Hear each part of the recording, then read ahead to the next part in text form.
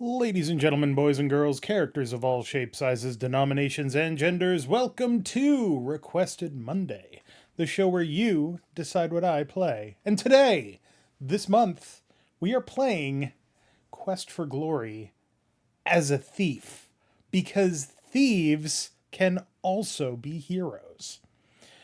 Uh, it has been quite some time since we've seen the Adventures of Franzibald. Let me actually double check when we did that, because Tyler and I have played through this game on the channel. Um, Played through the whole series actually.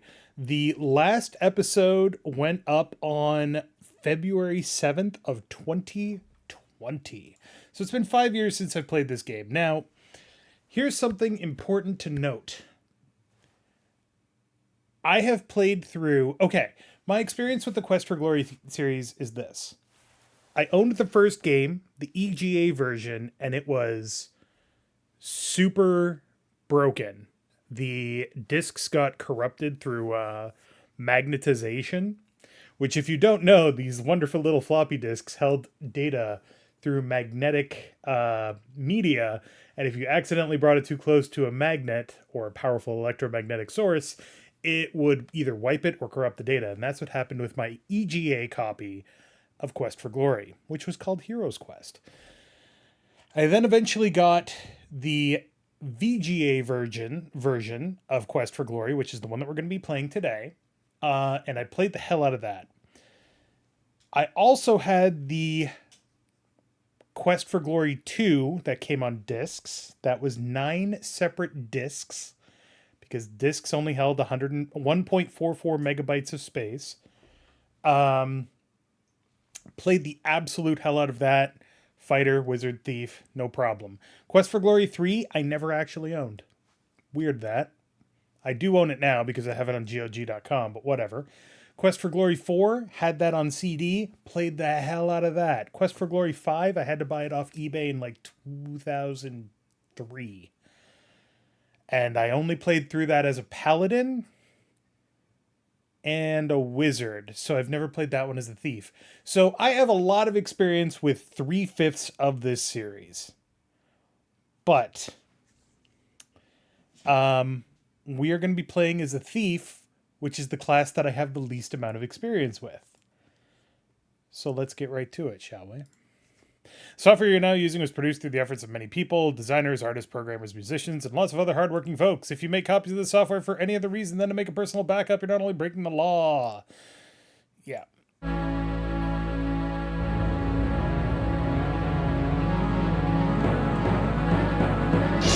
I almost feel like we should do the EGA version just to see what that's like, because it is the same game but very different, but the combat in it is so terrible.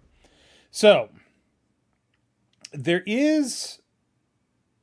Yeah, and yes, Cohesion, we do need a new name for the hero this time. Last time it was Franzibald. There is actually, like, backstory to this, for what that's worth. There's the manuals, there's the reference card, the maps, the famous adventurer's correspondence course, the hero's journal. Basically, the hero decides that he wants to be a hero, and he writes into the famous adventurer's correspondence course and decides that he is going to try that out and see whether or not it works. He does the training, he gets the certificate saying that he is now an adventurer. In this case, as a thief. But there's nothing for him to do in his actual hometown. So he hears that the village of Spielberg needs help, and most importantly, no experience is necessary. So he sets off to Spielberg. That's the backstory.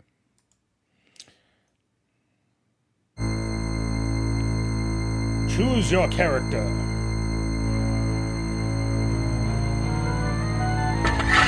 So I do like playing as the fighter, if I'm 100% honest. Magic user is fun, but we've done that. So let's try the thief. Let me know if the sound is too loud, because I haven't actually balanced this at all. Alright, but what are we going to call ourselves? We're a thief. Oh, I need some ideas for names. Help me out here, everybody.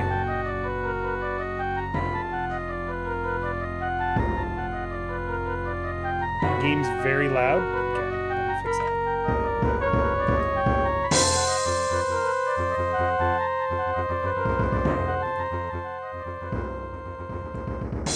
That should be better. Oh, what are we gonna do for a thief name?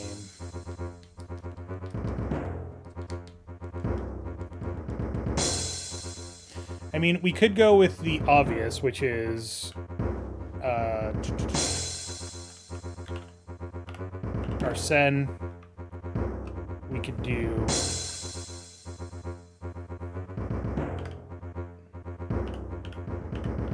Lupin. We could do Joker.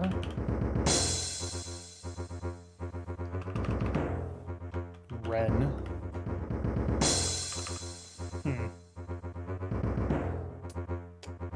Come on, chat. Help me out here. What am I naming my hero? Can't be Franzibald. We've already done Franzi.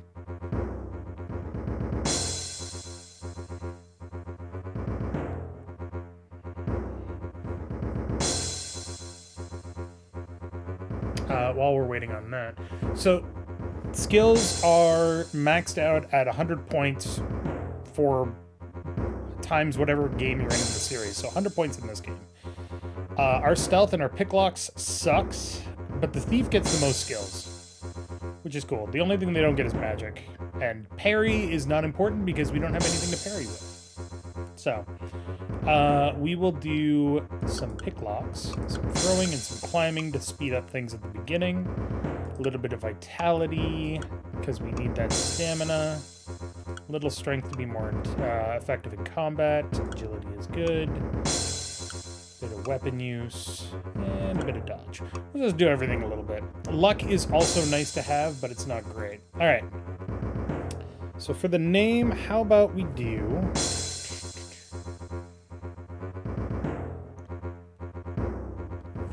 if anybody knows this is a deep cut, but we could do...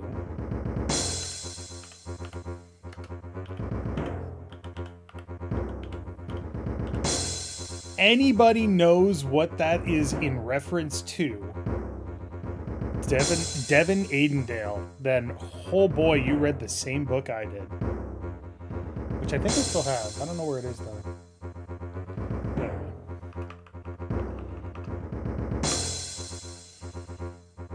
I'm not calling him Shoe-Stealing Willie. Let's just go with Devin so we can get into it.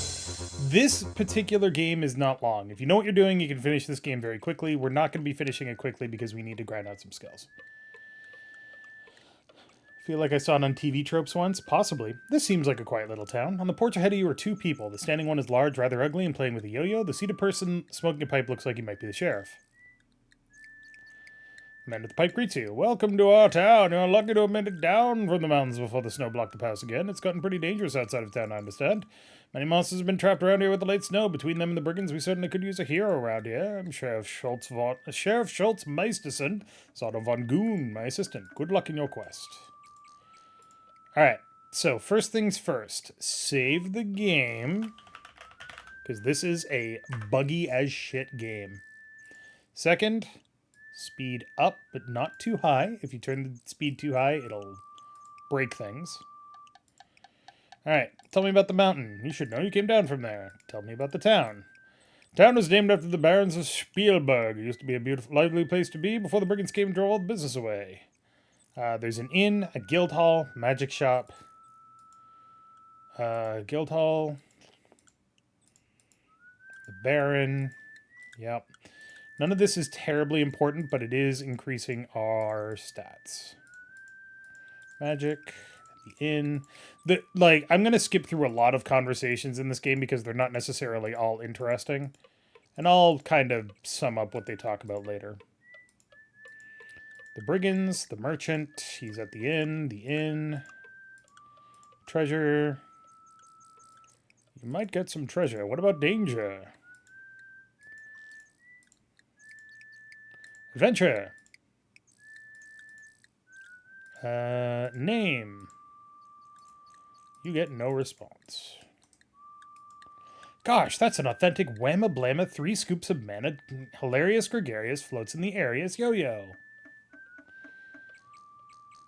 You do realize that's the canonical name for the MC in these games, right? Devin Aidendale? Yes. Do you know where it originally came from? Oh, look, he's freaking out. Oh, look at him freak out. Good job, Otto. Good job. So our goal is to end up with, I believe, 21 points after we when we leave the town for the first time. Welcome, welcome, traveler, to the Hero's Tale Inn. I am Shamin at your service. May you find what you seek here. Very good food, very good drink, finest in town. Sit, rest, and you'll be served by my Shima. 5 silvers a night. My friend Abdullah is recovering from his robbery last week. He should be here around supper time. Alas, the brigands stole all of Abdullah's wealth and mine own when they robbed his caravan. Now I'll be forced to stay in this wet, cold land. Know little about them, but they must be wealthy by now. I had hoped to return to my homeland with the profits Abdullah, Shima, and I would make from the caravan. Now I fear we will remain here unless someone deals with the brigands and returns our stolen trade items. We'll talk about Shapir in the next game. In my homeland, a caravan is the only way to travel from city to city. I am Shamin, a poor unfortunate forced to seek a fortune in this cold land far away from my homeland. Kata. Shapir. Spielberg is a sad place for an innkeeper, for few travelers visit because of the brigands. Cold land for Kata. He is very wise and generous. There is no end to the food that one can eat.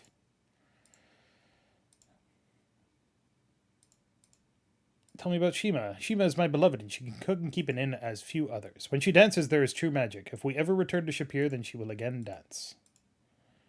All right. Take a seat at the nearest table by the fire.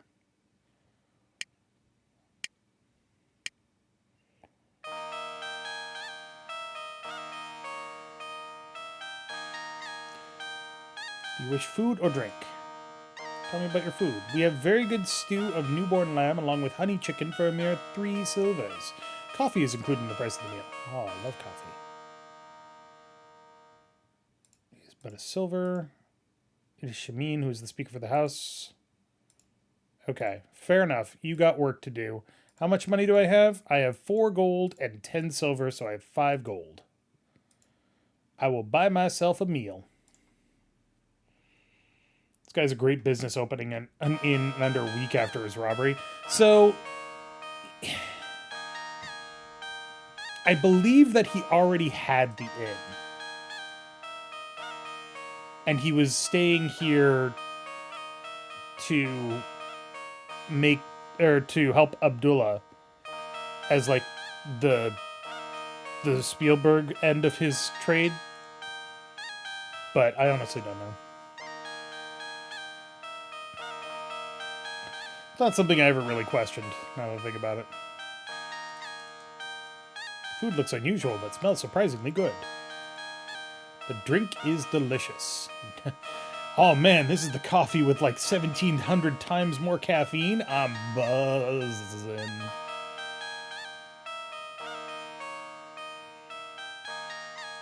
Alright, we are done. We're done there.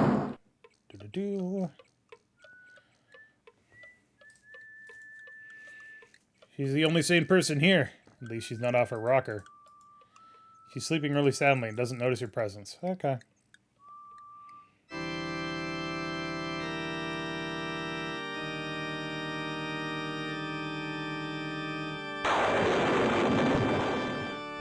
I'm Zara, and this is my companion Damiano. Items in the shop are designed for those skilled in the use of magic. I am both human and fairy folk. I draw my power from both. My name is Zara. This is my shop. Okay. We are a people of power and magic and live in the forest far beyond the mountains to the west. Power is the essence of magic, that which the wizard shapes and is shaped by. Cool. Can I do that? No. He's familiar. Blah, blah, blah. Wait, what was that? Has been summoned to serve the wizard. The summoning of a familiar is the most powerful spell and can be cast but once and binds the wizard and the familiar to the ends of their lives. The more powerful the wizard, the more powerful the familiar, though you cannot always judge power by a familiar shape. Good to know. When you have mastered 9 spells, have the power to cast all, and proving yourself worthy of accomplishing a great deed, then you must undergo initiation to become full wizard. Place in the distant south where you must journey, but first you must become a hero here. Cool. Rasmus is a wizard and a spellcaster who knows much about this area. Can be helpful if approached properly, but he has a strange sense of humor. Alright. Journey.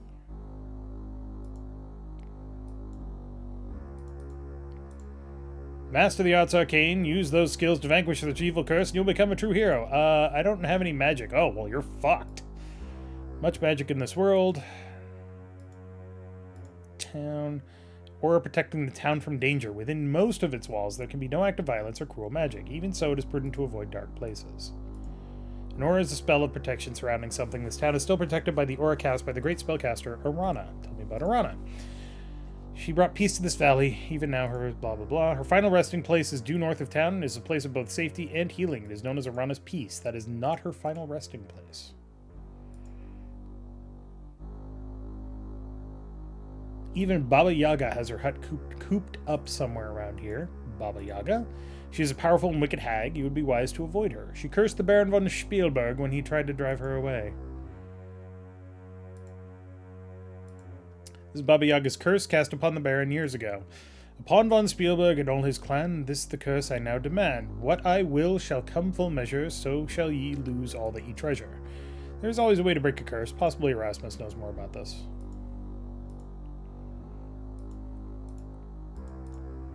Actually, tell me about her hut. Stands on chicken legs, and you must know the rhyme to enter. Do you know the rhyme? I have no interest in entering Baba Yaga's hut, and therefore do not know the rhyme. Oh. Rude. Alright. You ain't sell shit. I'm out.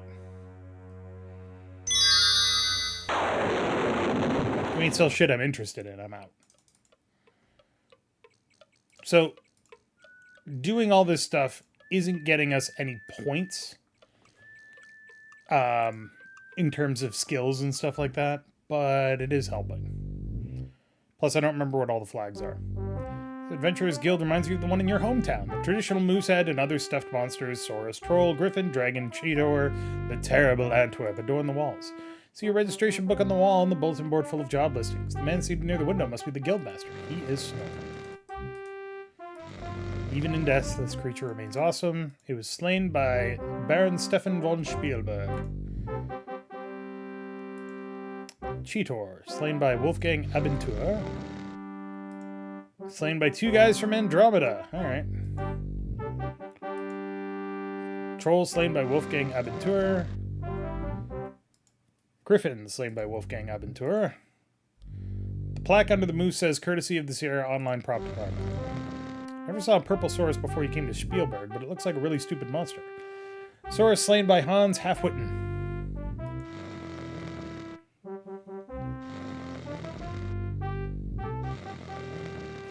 This entry was made several years ago. It says, Baronet Bernard von Spielberg killed a troll near the Flying Falls on this 23rd day of October.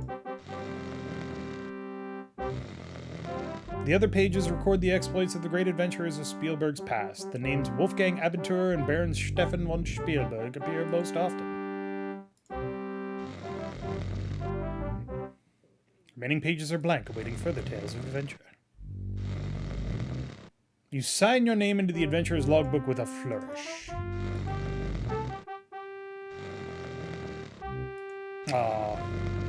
It can say, I, Devin, have come to Spielberg in order to be a hero, but oh well.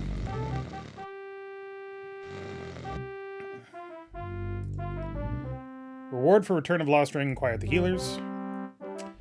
Reward of 50 gold coins for the safe return of Elsa von Spielberg, inquire it at Spielberg Castle Gates. 30 gold coins for the capture or death of the Brigand Warlock. Description, short, ugly, and wears brightly colored robes. Has habit of laughing continually. Inquired Spielberg Castle Gates. Spell components needed. Cash or trade for potions. Inquired the healers.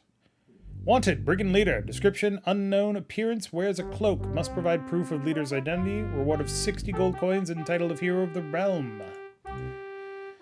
Picture seems to have been here for a while. It is a picture of a handsome but arrogant young man. Reward of 50 gold coins for information leading to the return of Baronet Bernard von Spielberg.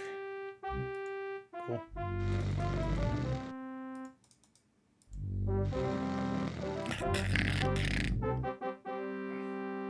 fucking CPAP, Jesus. Ah, I was so busy I didn't notice you come in. Welcome, welcome. It's so seldom that we get new adventurers here. Most people think this valley is cursed. I was so busy. Okay. Who are you? I am Wolfgang Abentur, the guildmaster of this hole. I'm supposed to keep track of all the adventurers and make sure they sign their names in the log. There was a time when I would go out and rescue foolhardy adventurers, got into too much trouble, but I don't get out much now. Alright, I already did that. Tell me about the guild hall. This is where an adventurer can find out who needs someone brave and courageous. There are many jobs on the bulletin board over there. It's also a good place to talk about adventurers on a cold afternoon. We used to play cards once a week as well, but there are too few adventurers in Spielberg anymore. All died from monsters or brigand, or they just got too old. Did I ever tell you about the time Schultz and I rid this valley of Antwerps? Yeah, we were real adventurers then, and this was a real guild hall. Now we are just old men, and this is just a place to tell old stories. Yep. Even some ogres and Saurus Rexes back in this valley. There was a time when Schultz and I had gotten rid of most of the monsters around here, but we are just too old for that now. You could ask him about all of these, doesn't matter. Oh, on the wall there is where the jobs are posted for adventurers. Some have been there a long time now. There just aren't too many good adventurers around here lately. I need to talk to either Baron or the healer about that. Her house is just north of the town gate. She's a nice woman. Castle is just north of the healer's house. Schultz and I killed most of the monsters on these walls. Oh, one day years ago, a pair of dragons tried to take over our valley. We adventurers rode out to meet them. I can still see Stefan von Spielberg charging forward on his black horse. He slew that dragon whose head you see on the wall, and the other one flew off. Here people see that other dragon flying high overhead sometimes, but has never dared to attack us again. Yeah, and that is a red herring. That will never come up. Tell me about Baba Yaga. What our valley needs is a hero. A real hero is someone who didn't start out strong or powerful, but uses his courage and brains and skills to become the best he can be. Well, what if I don't have any of those? Now there was a hero, and worthy of the name Bernhard von Spielberg. He rode off the hunt one morning 5 years ago, and his horse returned with large claw marks on it. No sign of Bernhard's body was ever found.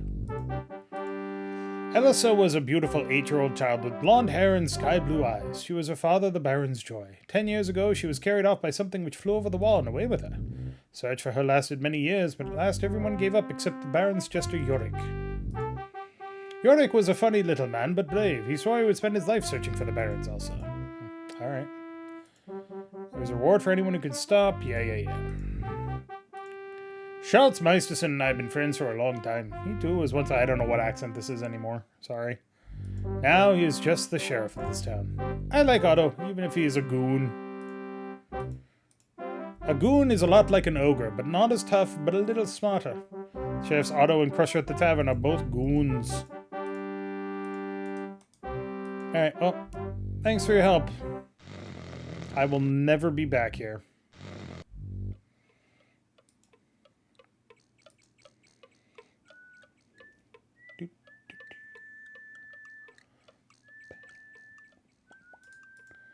There's a sign on the barbershop. It says, out to lunch. Oh, but I really need a haircut.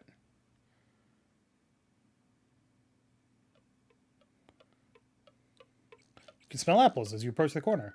Good day and welcome to Spielberg. Would you like to buy some of my nice fresh fruits or vegetables? I am Hilda, father of Heinrich Ferdefern.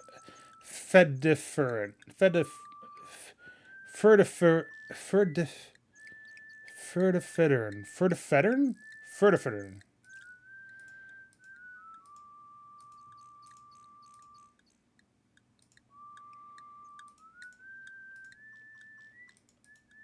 Don't want to go on a date. Maybe next year. Cool.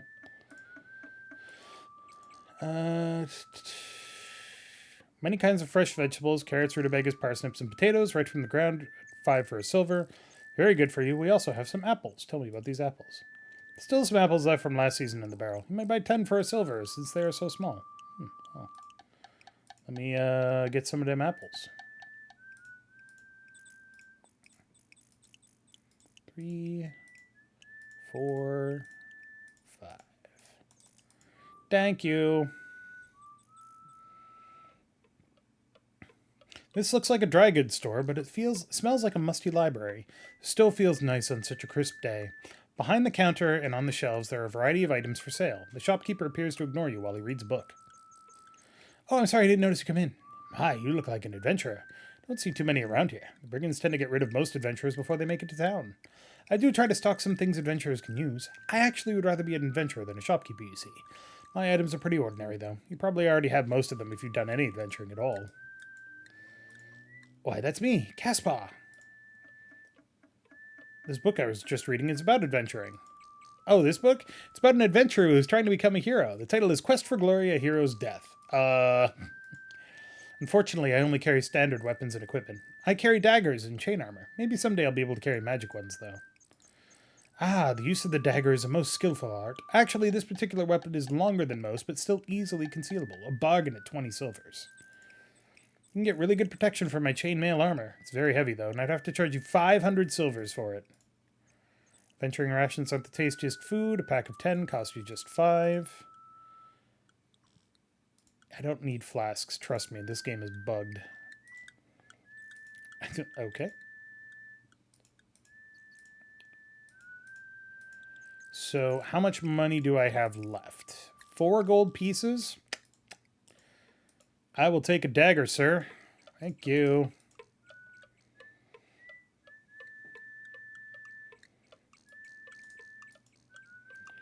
You see a nicely furnished living room through the window.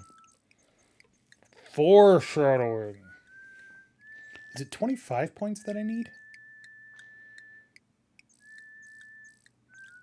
Scrubby place must be an alley. It feels strange here, colder than the rest of the town. There are some barrels discarded here. A beggar holds out a bowl towards you.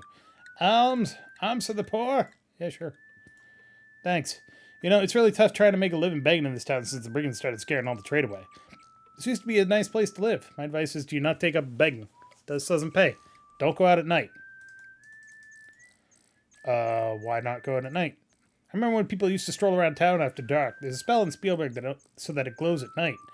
Now the only people out late are the thieves. And out of town, man, you don't dare be out there without a light when the sun goes down. The night gaunts will get you. Thieves? I'm not usually bothered by them since I don't have much to steal. They're around, though. It's not safe to sleep in the streets at night. Outside you get eaten, inside you get robbed. No one's ever lived to talk about what the night gaunts are. I'm not sure, I don't want to find out. You know anything about the brigands? Rumor has it someone smart took them over. Organize them, train them, that sort of thing maybe. Nowadays no one's safe outside of town. Up to that time, the brigands were just pains. Dumb guys who sometimes tried to beat up traders outside of town. They sure hurt business. No one's getting rich but them. Understand this used to be a great place to be. Traders going in and out, tourists coming and going. Perfect begging conditions. Things are starting to dry up about the time I got here. Just my luck. Brigands started getting tough. I have lots of luck. It's just that it's bad. By the time I got back to work, alms for the poor. Alms. Don't drink the dragon's breath. Let's go drink the dragon's breath.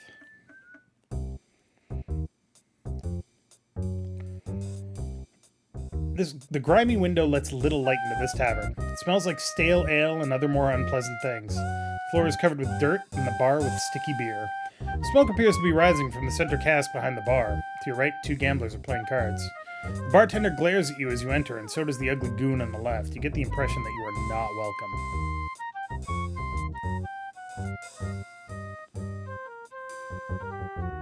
What do you want? Hi? Ale, 1 silver, troll sweat, 5 silver, dragon's breath, 25 silver, take your pick. Oh, I don't have enough silver. It's the house specialty. You don't like his personal affairs discussed. My advice is not do anything that would get him upset. I guess I'll take an ale. 1 well-aged house brew coming up.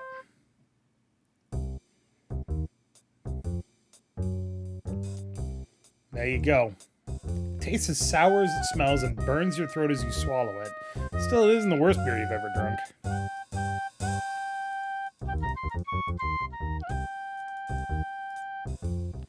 You pick up the note. You smooth out the piece of paper and read, B. It's starting to get suspicious. Hold off on the meetings for a bit, but I'll keep you posted by these notes. B. goon seems to be ignoring you. You seem to have annoyed him. Alright, I'll leave. You would never believe that the ale is mostly recycled. It's true.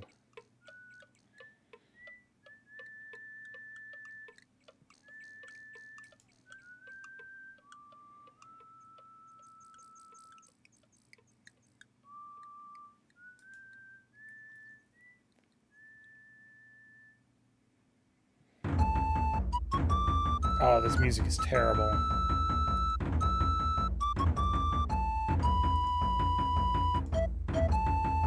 Alright, hold on a second. I'm going to do a thing here. I'm going to try to do a thing here. Maybe later.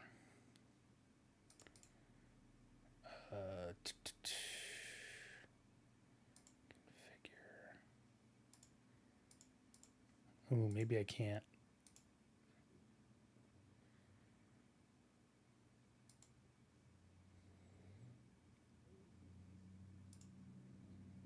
I want to set it so that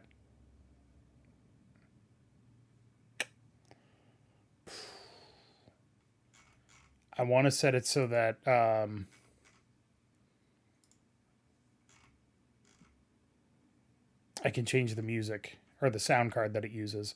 God knows that used to be a thing in the days before fucking DirectX 10 or DirectX in general. Not extras.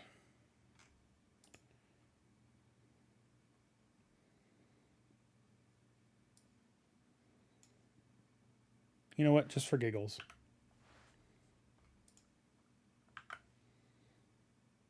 We'll be back to the game in just a second. But I kind of want to show this off because this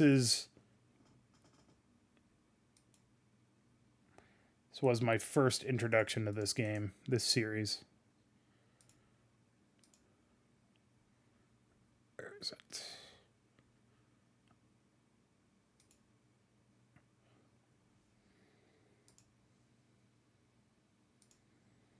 Come on. You can do it.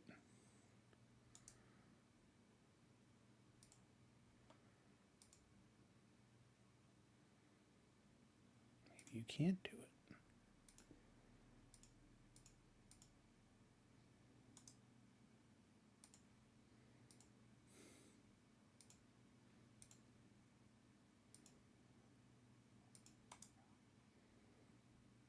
Boop, boop, boop, boop, boop, boop, boop, boop.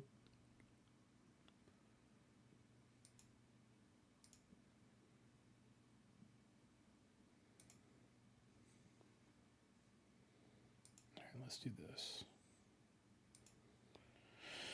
Used a sound card, and then every other computer after that had it built in. Yep. The first computer that I ever used had a Sound Blaster 16 card.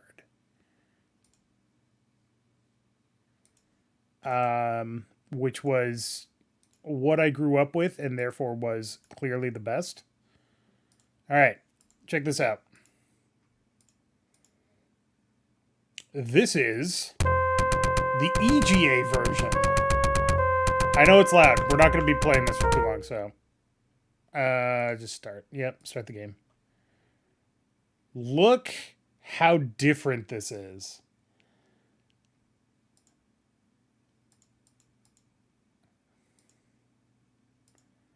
What do you call yourself? What's your name? Douche Nozzle. Good luck in your quest, Douche Nozzle. Look at this. Your eyes hurt? This is amazing. 16 colors. It has a text parser.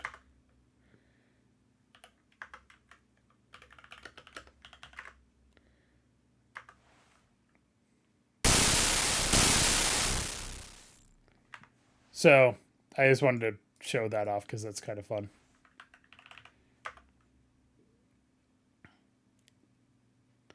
How about a slice of quiche? I don't get that. Whatever.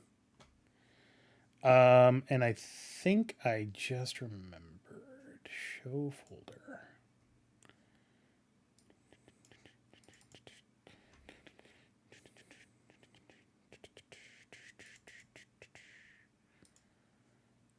Run DOSBox configurator from start menu? Okay.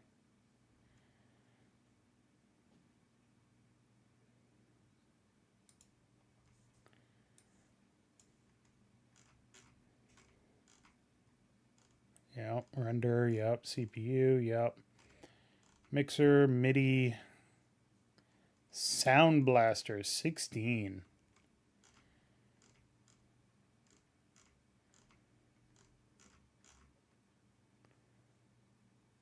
Oh, we definitely don't want to do that.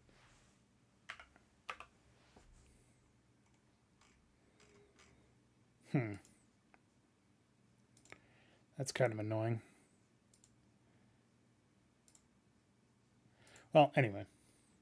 Remember the first King's Quest back on my Apple II having to change 5.25-inch floppies? Ooh.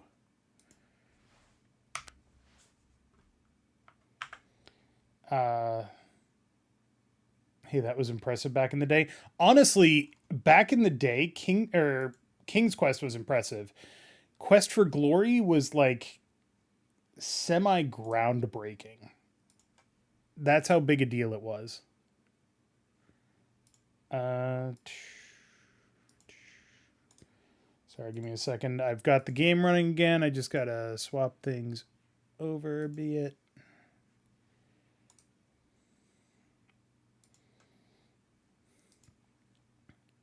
Boop. And doop, doop. There we go. Continue quest. Beginning. All right. I hate this soundtrack, but that's what it is. All right. So first things to do. Now that we're outside of town, we got to sneak everywhere. We're going to get terrible sciatica.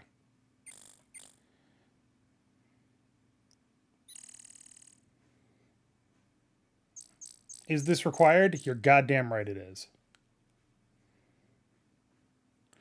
So we go here, and then, uh-oh.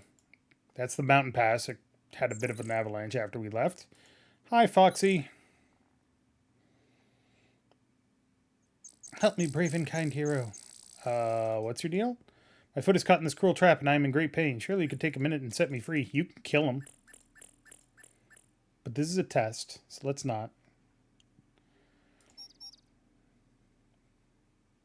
Exchange for your kindness, I will give you a bit of some advice and a bit of information. First of all, it pays off to be polite, even to rude people. As for the amusing tidbit, Bravo Yaga put an enchantment on the Baron's daughter some years back. To break the spell, you need to talk to the Dryad. Au revoir, ta-ta for now, be seeing you. Alright, see ya. The very first computer that I ever used was an IBM PC2, which did not have a hard drive.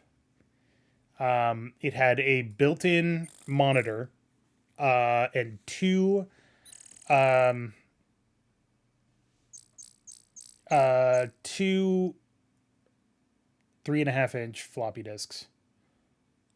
A drive and B drive, no C drive.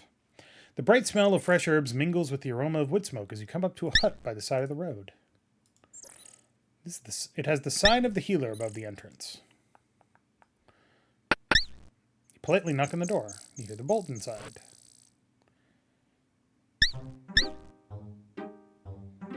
Fragrances of herbs mingle with some rather unpleasant odors as you step into the healer's house. Lovely day, isn't it? My, you look very healthy for an adventurer. You must be new. God. What can I do for you? Healing potions, spell components. Don't mind me, I always have so much to do around here.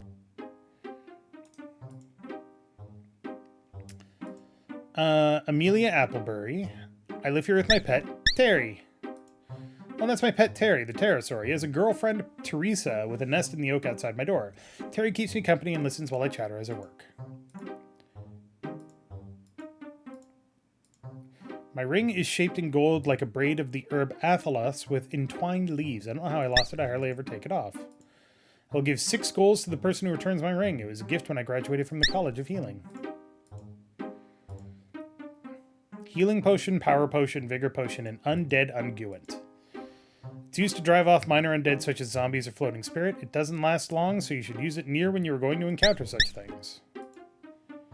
Not too many zombies in this land. Too damp, I suppose. There are some floating spirits, I have heard. Floating spirits are the ghosts which usually hang around graveyards at night. They are dangerous, so don't go near them unless you use Undead Ungoing first. Iceburn. I remember when we got our first PC with a hard drive. Forget how large it was, maybe something like 40 megabytes, and I recall us saying, we'll never fill this up. Yep, everybody said it. I always need ingredients for making potions. Right now I need some of Rana's flowers, magic mushrooms, troll beard, and let me think. Oh yes, Cheetor claws. Troll beard. 2 healing potions for the beard of a troll. That's not worth it. I use flowers. 5 silvers for a flask full of flowers. Cheetor looks like a cross between a panther and a man. It's vicious and tough. Manage to kill it. I'll pay 5 silvers for each claw, and the number of claws you can get is random. Mandrake root is used for a variety of spells, mostly for evil purposes. Mandrake must be pulled from a dead man's grave at midnight. The root is particularly powerful.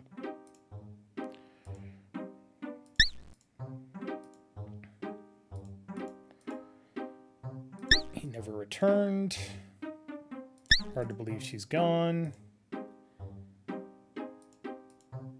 She hates thieves. Would you believe the brigands almost killed him a while back? Fortunately, their leader made them bring Heinrich here where I could heal him.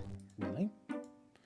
Heard the brigand leader ordering those nasty men to bring poor Heinrich here after they hurt him so. I gave them all a good scolding, as you can imagine.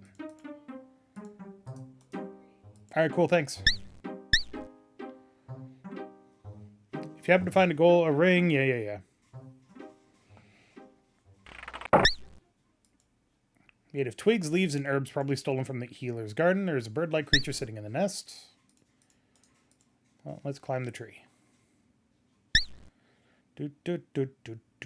Takes a lot of skill and practice to climb this tree. Welcome to grinding, baby.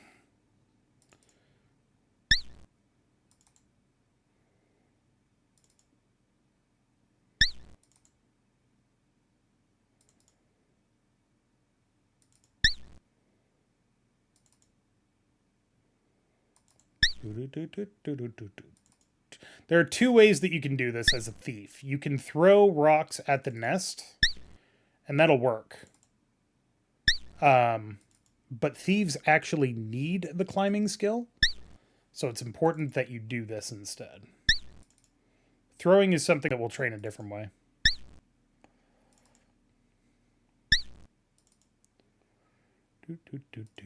Alright, how we doing?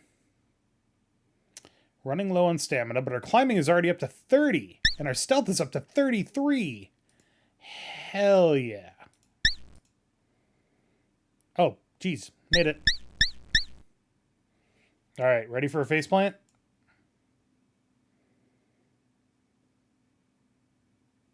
Oh, I made it. Damn. Carefully bend down and reach into the nest. In the nest, you find a gold ring. You take the ring and move carefully back along the limb. Made it. Now back down the tree. So, the thief is the only one that leaves the nest undisturbed.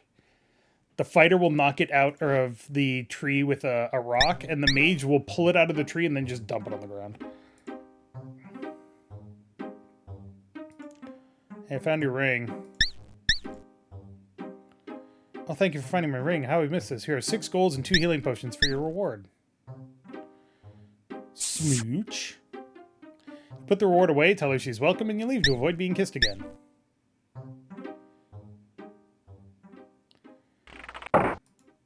Off we go. Quest 1 complete.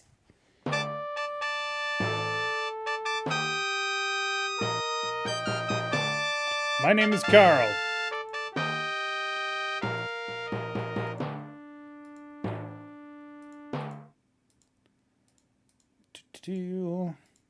There is an important question to ask him here, I think, for points. I don't remember what it is. Baba Yaga. You get 5 points just for talking to him, which is kind of a big deal. Baroness, Yorick, Baba Yaga. I already talked about that. Bernard.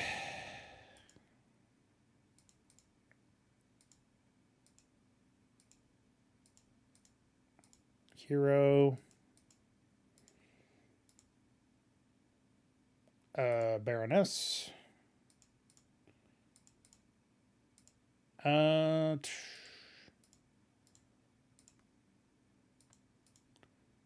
He lost most of his guards, which is why the valley is now overrun.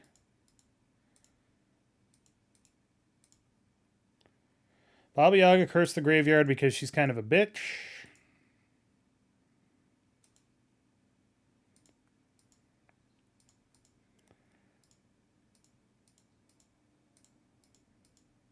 Treasure. Reward.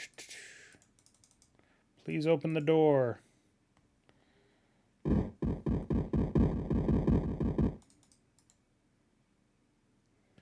Hey, look, it's not the Weapon Master? Huh. Sometimes he shows up here. What time is it? Sunset approaches already? Hot damn. Wasted a lot of time trying to climb that tree. You looking for some work? Good, come in here and take a rake.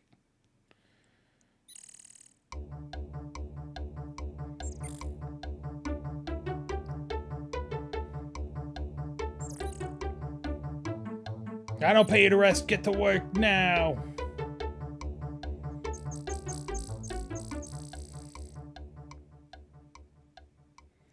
Okay, come on over here. Now you're 5 silvers richer.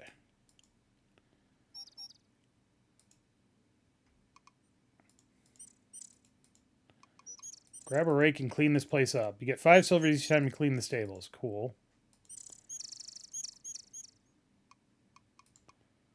They don't bother me, I don't bother them. Those things scare me silly.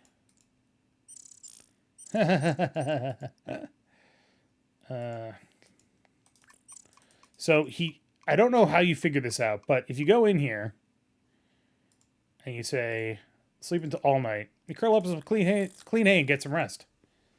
You wake as the sun begins to rise. It is a rude awakening, however. What do you think this is? A rest home? Get to work now!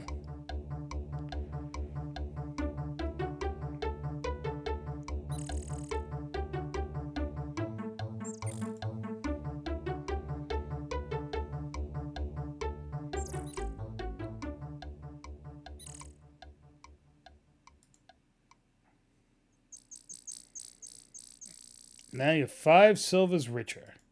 So you just suck at your job, right? Because if you're the stable master, you should be cleaning the stables yourself. But you'd rather pay 5 silvers a day for somebody to do that for you. So you suck.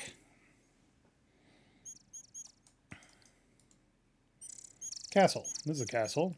What's your name? My name is Frederick. What's your name? My name is Pierre. Barracks off to my right, but you have no business going there. Baron enters the castle without the Baron's permission. Baron sees no one.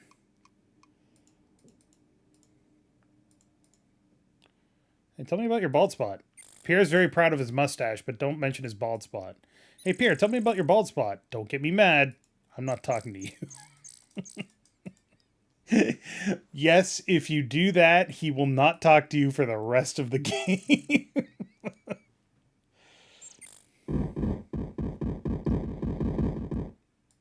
It's using silver where it should use copper coin and gold where it should use silver. Yeah, basically. All right, and then we go over here. Talk to this guy. Centaur stops raking as you approach. Hi, what's your name? Heinrich Hilda. I'm very proud of her. Our little orchard and sell at the stand. There you find fresh cherries in the spring, peaches in summer, and apples in the fall. It's truly a sight to see. Oh, I want cherries. Okay, this guy has an important thing. If you ask him about the brigands, brigands attacked me a few months ago. I am a strong fighter and my hooves are deadly, but there were too many of them. My right leg was broken and there is no pride for a centaur who cannot run. If it had not been for the unlikely intervention of their leader, I would be dead. Boom, 3 points. The leader came up after the brigands attacked me and forced them to stop, ordering them not to hurt people from the town. Then, to my amazement, the leader gave me a healing potion and had me carried to the healer's house. It's hard to judge the leader, whose face was obscured by a large helm, but there was compassion unlike what one expects from a brigand. Huh. That's weird.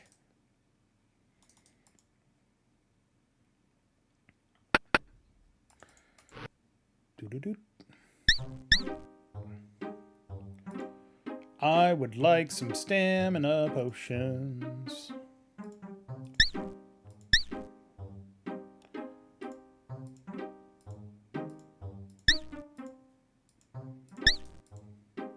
Thank you.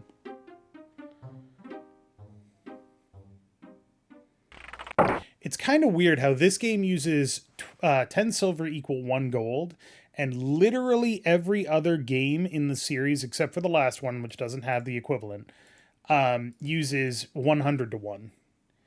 In, excuse me, sir, I'd like to go. In Quest for Glory 2, it's 100 centimes equals a dinar. In Quest for Glory 3, it's 100 whatever's equals a royal.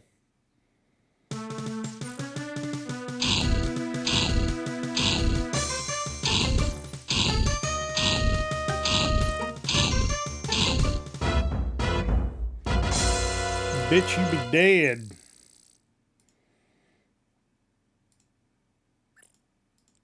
Do, do, do, do, do. Ye olden shanking. 'Tis true. Monster just wandered by. You hid in the bushes until it passed.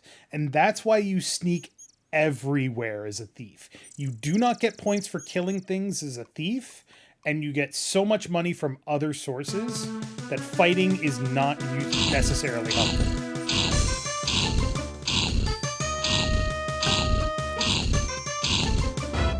But if you sneak everywhere, the thief will occasionally just straight up avoid battles.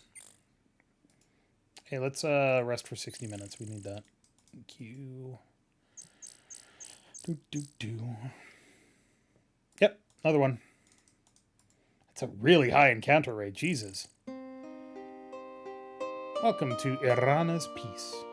Meadow lies covered in with a blanket of flowers, unusual for this early in the spring. It is warm even though surrounded by late snows of winter.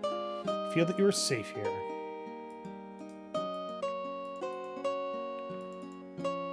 The fruit sparkles in the sunlight, yet it appears soft and fuzzy. Eat one! Sweet, juicy fruit of the tree is amazingly satisfying and refreshing. Grab some flowers. Grab some more flowers. You have enough flowers.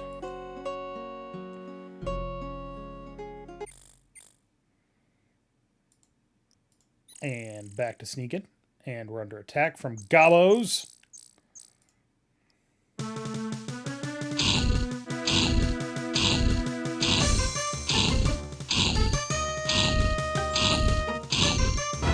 We're going to kill a lot of goblins, because goblins are a great way to train your combat abilities.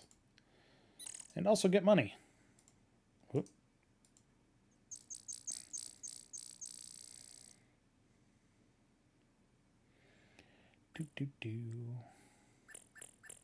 Under attack again? What the fuck is up with this combat rate?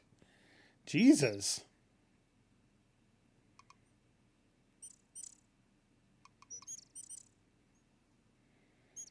Literally every screen. Every screen! What the fuck? I ain't fighting a brigand. He'll kick my ass.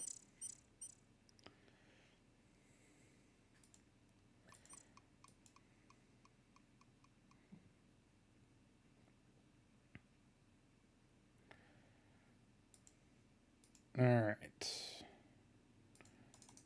Actually, let's go drop off these fleurs.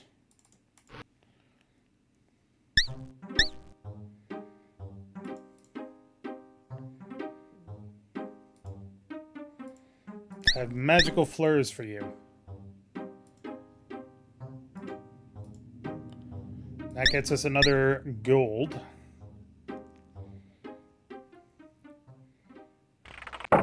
How are we doing in terms of stamina? 7? That's not great. Stealth is already up to 53. Holy goddamn. The drink is invigorating.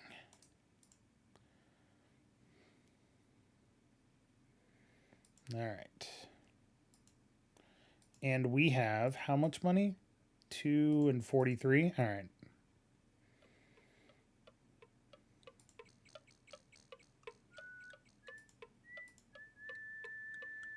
And what time of day is it? It's midday. Got it. The first half of this game is a lot of training.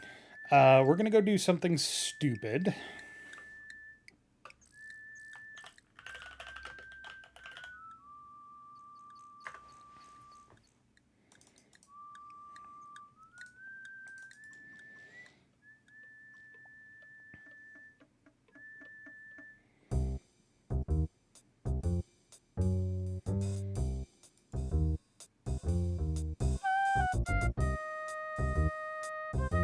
What do you want? Can I have a dragon's breath? If you want a mug of dragon's breath, house will say that to be cash up front. You cough up the cash. Thanks, buddy. Hey, Crush, our friend here wants dragon's breath.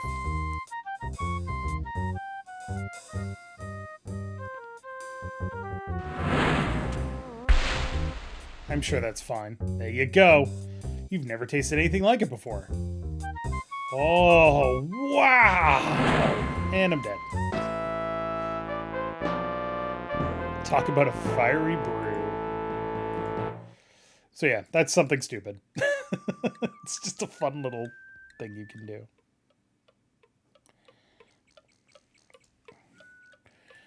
I didn't notice you come in. Why, thank you. Can I drop this? Okay. I would like a dagger and a dagger and some food. Thank you.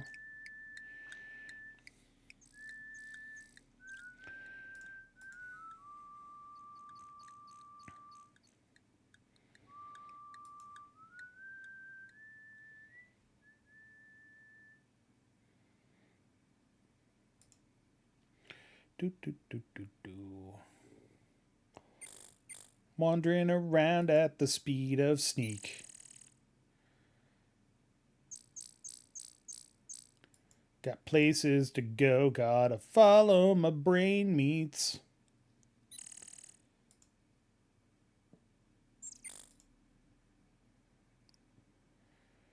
Alright, so we got this place. Old archery target looks like it has not been used for quite some time. But we have 4 daggers. Welcome to the grind.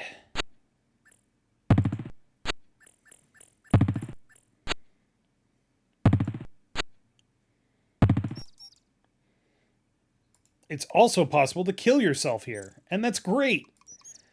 The way to kill yourself here is by doing something really stupid, which is throwing all of your daggers at the board and then leaving without returning or without retrieving them, and then getting into combat. You cannot defend yourself if you don't have a weapon, and you immediately die.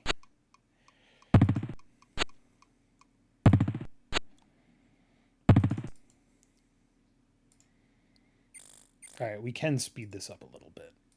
Doop. How's my throwing? Throwing is up to 17. The thing that's most important about doing this grind in particular is not necessarily the throwing skill, although that is important and can allow you to instant kill any enemy that you come across. But rather, the important thing here is getting the agility. Because throwing trains your agility for some reason. And more agility is vitally important for thieves.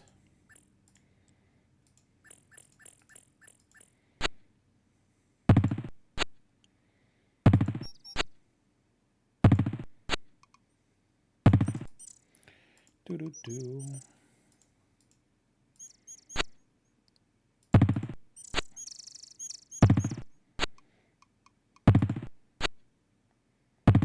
There's other skills that we have to train. We have to train our lockpicking skill. Obviously, that's not something that we can just do whenever we want.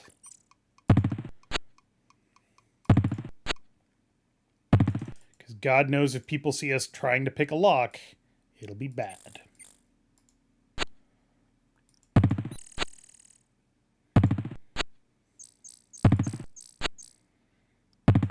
We also have to train climbing, which we can do by climbing that tree. We're training our sneak whenever we do, you know, literally any kind of movement, because it's always going to be on from now on. And yeah, then it's just base stats. And weapon use and dodge. I'm not worried about dodge. Did I run out of stamina? I did. But I got my throwing up to 38, and that's fantastic. Chug.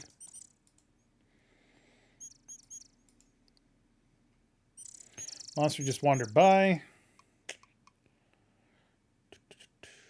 This must be the town graveyard. What a rundown place. What time is it? It is still midday. All right, let's go kill some gobos. Oh, something I forgot to do is turn this down. Because again, if you leave speed up too high, it will break the game in fun and interesting ways.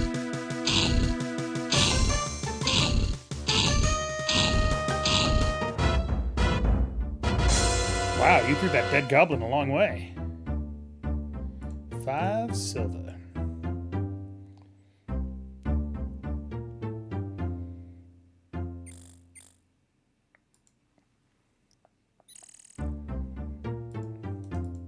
You're in the Goblin Central Combat Training Zone. You wonder where all the goblins are coming from, but don't worry about it. It's one of those little unsolved mysteries of the universe.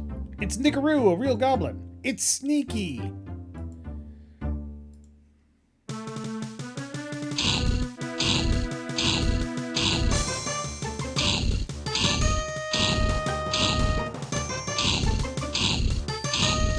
Disembowel.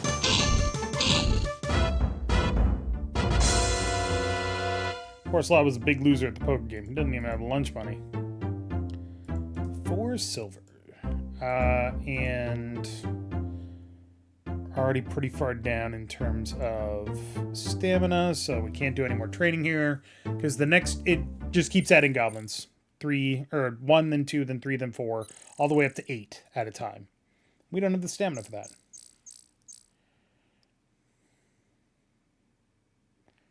Where do I want to go? A couple of places I could go. Mostly, I'm waiting for mid-afternoon, which is now. Perfect.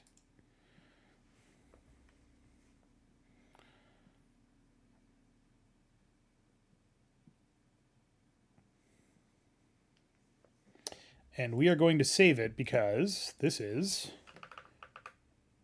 something dangerous.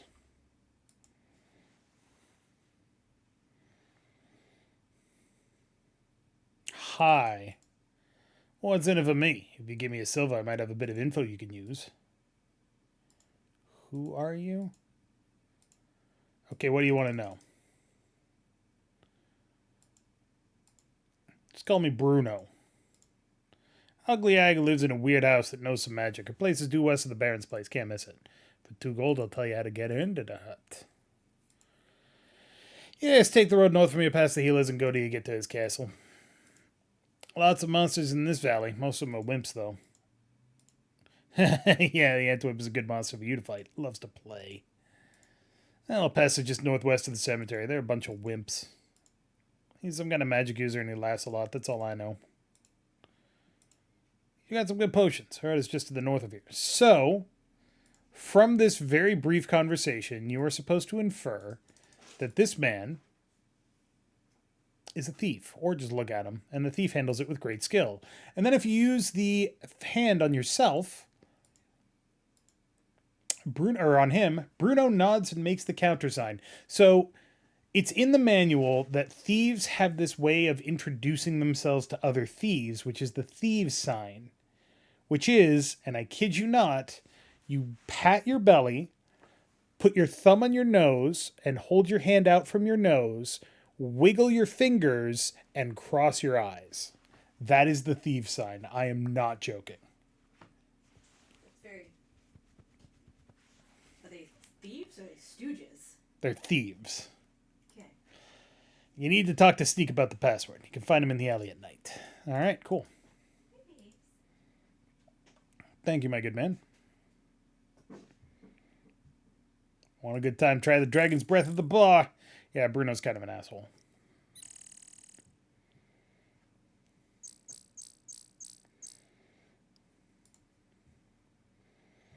Do do do do do do do do do do do.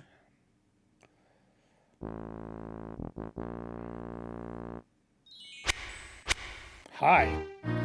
Far from the forest field fares forth this fighter. Hunger has hurled me hither from home. My name it is known in the Northlands as Braugi. Barter with blades clash or bargain with me. Braugi I be, to boast of my boldness, strong as the storm that sends forth the snow. Fiercer in fighting than foes in their fury. Fear not this frost giant fighter and flee. Yep. What do you want? Find me some fruit for to mellow my mead horn. Gift I will give of a gem that now glows. Jewel from Jotunheim, flare of the frost flame. Fetch to me fruit that will fill up my fists. Looks like it'll take a lot of fruit to fill up those fists. Mead is the mother's milk, mighty yet mellow, that brings joy to giants and madness to men. Cool. High point of harvest, the finest of flavor. Apples or oranges, peaches or pears. Hollow my food house, for my hunt has been hindered by having to hurry here from my home. Cool. Fiercer than frostbite, my fury is fearless. My axe it is edged as is the ice. This warrior is willing to wield now the war drum. The battle axe blazes and bellows for blood. So,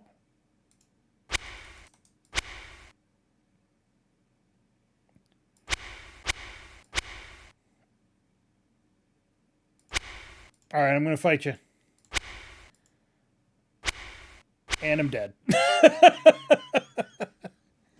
You cannot fight the frost giant. Courage you carry, but skill it is scanty. Face not this foe before fiercer you fight. Yeah, that hurt a little bit. That hurt a lot of bit. Jesus. Alright, hey, you want some apples? Here, have some apples. Fruit you have found to fill all my food store. Thus filled the bargain my gem you have bought. Braugi has bartered, and all has been answered. The mead it may mellow, and now I head home. Cool. He's like level 50. I'm like level 1/2. Let's take a quick nap. And it is now sunset. So that's good.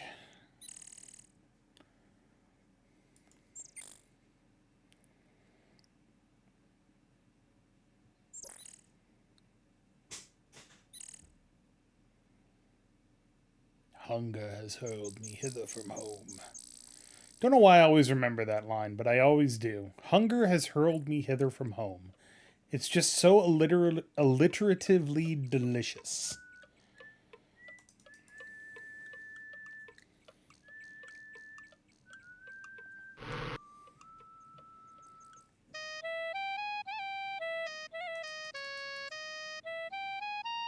He wears a turban.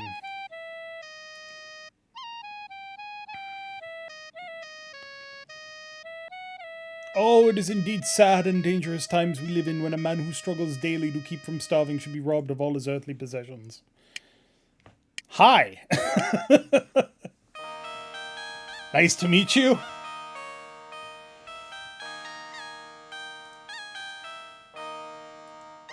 I am Abdulodu, son of Ali, grandson of Hassan, and former master merchant of Shapir. Now I am but a penniless burden upon my friends. Even though they too lost a fortune when the brigands stole from me, Shamin and Shima are caring for this frail shadow of a great man. She is the finest of cooks outside of myself, that is, but her fine food is as dust in my mouth, for I am but a beggar. He is the very prince of Kataz. Ah, Shapir, beautiful land of golden sands and shining sun, the heart of civilization. Alas, she is plagued with fierce jinn and afrits who seek to drive all men in Kataz from the land. But I can speak no more of the homeland I shall never see again. Instead, I will die in this cold, forsaken land, bereft of all I love. Okay, drama much? I trade the treasures of one land for that of another, but the brigands have stolen every treasure I had, and I am a merchant no more. 2 weeks ago, I was going to be wealthy beyond what you could dream of. I, Abdulodoo, would be the first merchant into the valley this year. But my life was shattered by brigands. The band of brigands ambushed us just as we crossed the pass into the valley. There were about 12 brigands, including a huge minotaur. There was also a leader and some sort of wizard. They first used some sort of magic which blinded us. Then they overwhelmed my 6 guards and my assistants. All my trade goods taken from before me. I am now but a beggar, living off the generosity of my friends. The wizard threw something at us that caused my eyes to be blinded with tears and my nose was forced to sneeze. I was helpless. The Minotaur is a creature with the head of a bull and the body of a man. They are said to be very strong. The leader was wearing a cloak, so I couldn't see his face. His voice was rather high-pitched, though. The wizard was very short, and he giggled most of the time. I couldn't understand what he was saying. Here I pay good money for men to protect me, and what do they do when I need protection? They run away. No, not one man died to defend my treasure. Just can't hire good guards anymore. I had treasures carefully brought from Shapir with me. I even had a magic carpet with me. Hey, you seem to be a little down on your luck, my dude. I've got some money. You want some money? Here, have a meal. Gladly will I allow you to buy me a meal, O Prince among heroes. Shima, prepare for me the feast of 6 hours. I am willing to wait. Your kindness overwhelms me. I can tell you will someday be a great hero. Now you will have a secret. Among the items they stole from me was a magic rug. I alone know the words to command it. If you help me recover my treasure, I will take you, Shamin, and Shima back to our land by way of the flying carpet. Shapir needs powerful heroes, too. I'll have a meal. Oh, can I have a drink? You caffeine addicts are all alike. Look, no one's telling me not to drink coffee, although I have been cutting down, mostly by accident.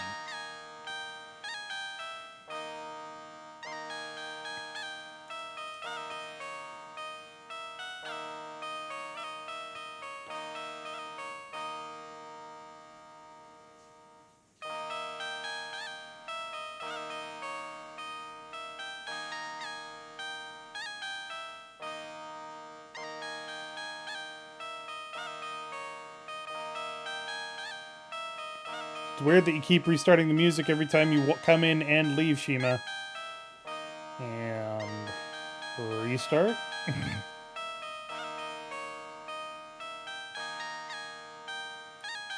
And restart again.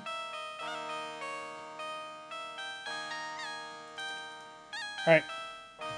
Cool, you have a good day, Abdulladoo. What time is it? Sunset approaches? Okay, cool. Let's rest for 60 minutes. Nighttime approaches. Also, you can't see it, but that gate is totally closed now, I promise.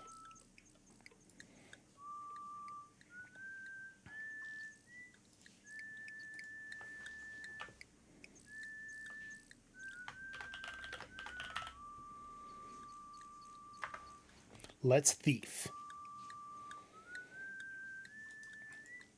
See light glinting from something shiny in the alley, but you can't make out what it is. Let's go investigate.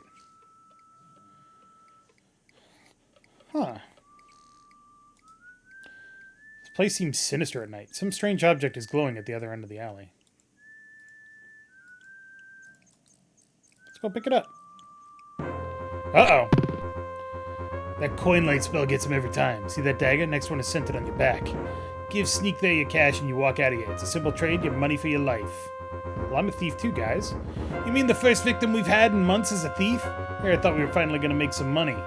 Tell Crusher the password is Shortfish. He's in the tavern. Now go before I forget you made the sign and I make you pay anyway. Alright, cool.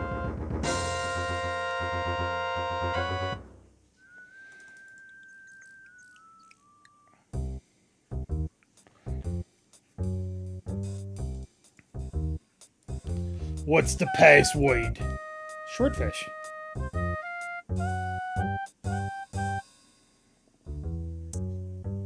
This dark, seedy place is less than you expected of a thieves' guild. You feel uneasy about the sinister mood here.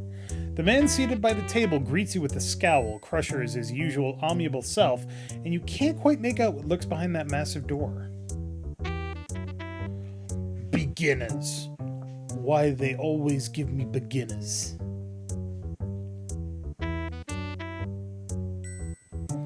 I tell you, Crusher, that a thief of my stature and ability should be stuck in a podunk town besieged by brigands who aren't even union members is the height of injustice.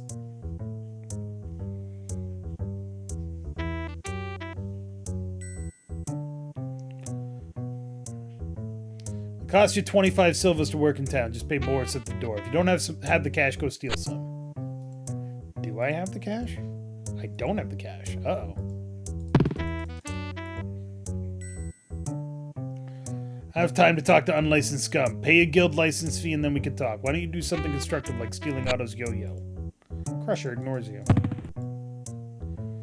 Oh, hey. You can call me Boris. I'm the chief financial officer for the guild. Our very special items are reserved for our guild members. No scabs allowed. I don't have 25 guild. Don't seem to have enough silver. Come back when you qualify. All right. That's right, everybody. Thieves require that you be licensed to work. Also, if you go back into that alley, then Sneak will just fucking rob you. And if you refuse to pay, he'll just fucking kill you. He doesn't give a shit.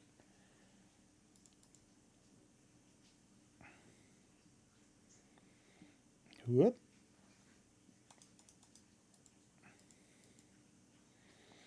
It's a Pratchett bit. Yep, it is indeed. It's a good one, though. Let's see. Can I get to Arana's Peace without getting attacked by awfulness? Let's find out. Although I should sleep at the inn. I have to sleep at the inn at least once in order to get points.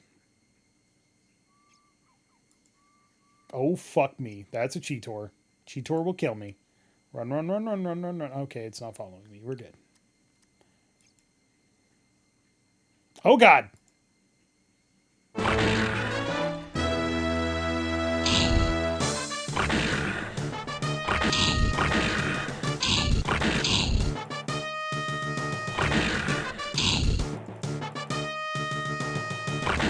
Stop dodging, you fucker.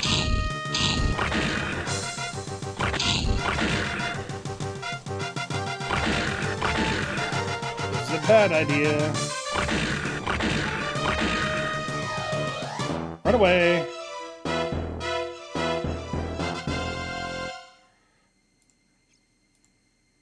Ah, fuck. Run. Here we go. I'm gonna fucking kill you, you bitch. I shouldn't be fighting you with this so little weapon skill, but this is really helping me learn how to fight.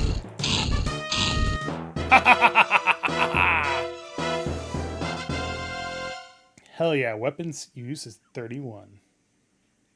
You're getting tired. No, it's fucking midnight already. Well, I glitched him out. Search your opponent. Some of the Cheetor's claws have been broken off or damaged, apparently in battle. Remove the remaining claws and put them away in your pack. Which I got 8. And they sell for 5 each. That is a fucking haul.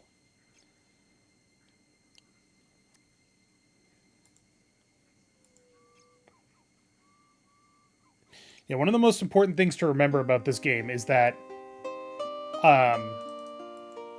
every character has things that they are good at doing, but every character can do everything for which you have the skill points. And since thieves have weapon use skill, I can totally kill a Cheetor. That was dangerous as shit.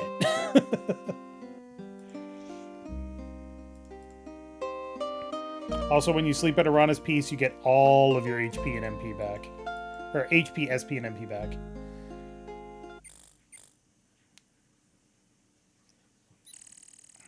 Sneak it.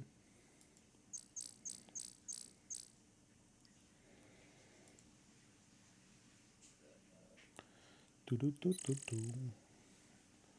Do do do do do do do do do do do do.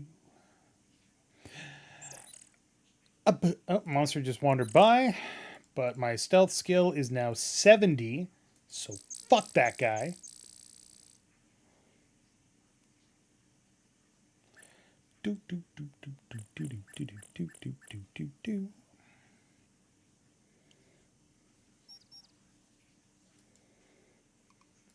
So, if you're playing as a magic user, one of the things that you want to do is constantly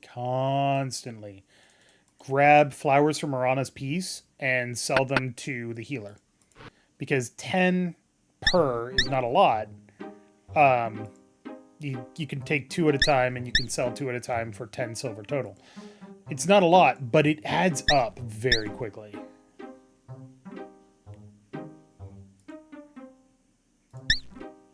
Have another one. Have another one. Have another one. Have another one.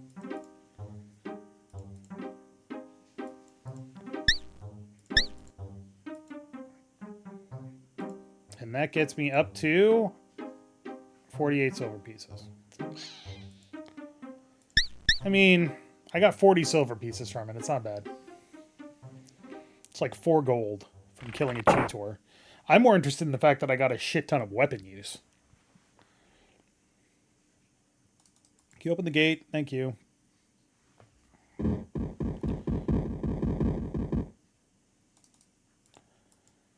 It's possible to die there if you're really stupid. So if you ask Carl to open the gate and then don't actually go in while also standing under the gate, he'll give you like 3 warnings and then he'll close the gate and kill you. And it's funny every time.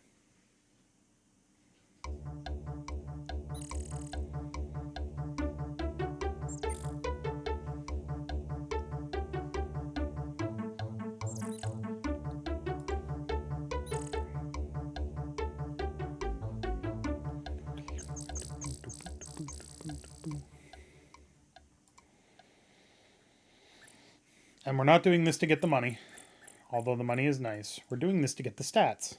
Our vitality has increased. Sweet. You basically want to rake out the stables every day. Because there's no disadvantage to doing it. It doesn't take that much time. And it gets you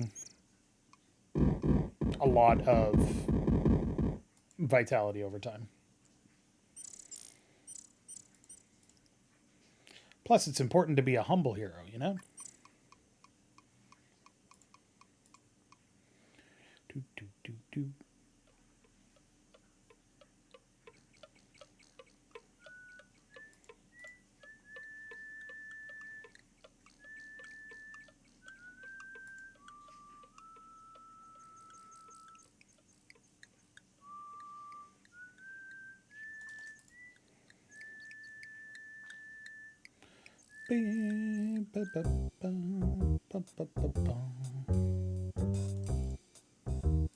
What's the password? Schwertfish, which is swordfish, if you weren't clear.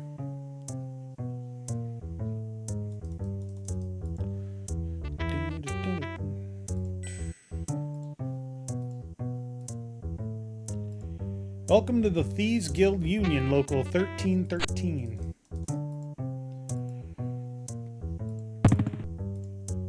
A license allows you to steal in town without us tipping the sheriff, allows you to purchase professional quality tools, provides fencing services at no extra charge, and pays for the flowers on your grave in the event of an untimely accident. Perhaps I could sell you a good lockpick for 15 silvers, or a wonderful Acme Thief toolkit for 100 silvers. It's a steal for only 100 silvers. How else can you borrow things effectively? The investment of your lifetime is for 15 silvers. We're happy to give recompense for any items you may have borrowed from others. Cool. There are only a few members of our guild still around here. With the snow and the brigands keeping away the tourists, it's hard to earn a decent living. I've had beginners before, but this guild reached a new low when you joined. Child, you are a thief. Stealing is how you make a living. So go out there and steal something, and hopefully you won't get caught. Those non-union cretins are giving thieves a bad name. I'm sure they have a spy planted in our organization. Someone is leaking our insider information to the brigands. You just can't trust anyone these days. Where else can one, but here can one mingle professionally, or freely with others of our chosen profession, sharing tips and secrets? Where else can you safely fence stolen items? Where else can you ask questions like these and not be thrown into jail? The guild is truly a home away from home. Don't get caught. Thanks for the...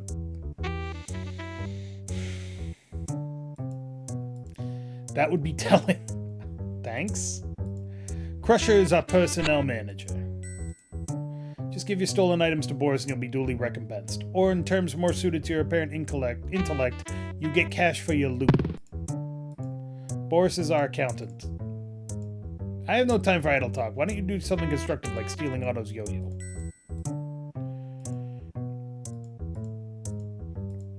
Those who do not pay their union dues are the lowest form of life. What's your name? I am known as the Chief. Okay. There are a few places around town where a clever and skilled thief can make some silver. Perhaps even you could steal something. The sheriff provides a useful service in this town. He arrests anyone too stupid to be a good thief. He is the sheriff's goon. We will gladly sell you for a modest fee a lockpick. However, for the true professional, we have a thief toolkit which will allow you to pick anything with a little practice. Just talk to Boris. What about daggers? A dagger is the thief's best friend. If you ever get good with one, then perhaps you can play a little game. Ooh. You and I can throw some daggers on the board over there and bet upon which of us will throw better. You can start small, perhaps a silver or throw. We each throw a dagger at the board and the dagger closest to center wins. It's a specially designed dagger board. Well, consider me sold. Let's fucking do this. How much will you bet? Let's go with 5 silver.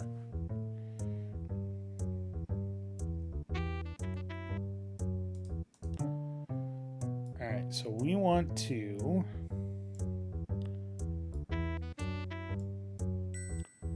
Nope. Right there, right in the middle. Not that much force, please. That much force. Okay, got 3 points. Move over here. A little bit more force. Oh, hell yeah, I'm good. A little less force. Are you sure you're the chief?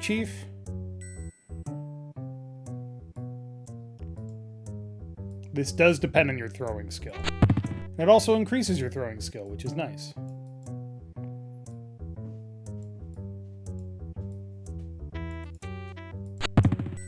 Boom, baby. Eh.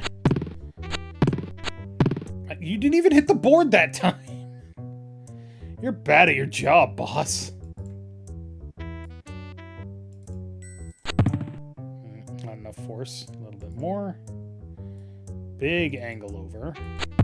Not nearly enough angle over. Pretty sure I won this one, boss. Got me that time. Say, you're pretty tough. Shall we play again? Hell yeah. How much you want to bet? Fucking 25 silver. Let's go.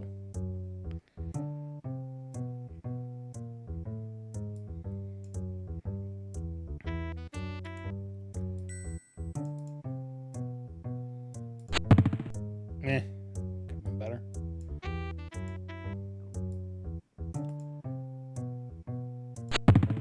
Eh.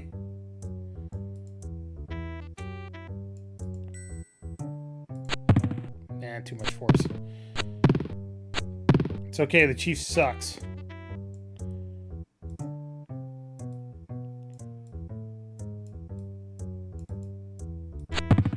Perfect.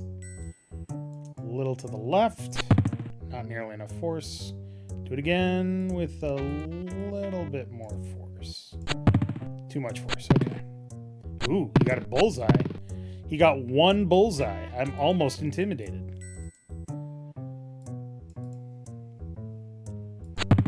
Damn it.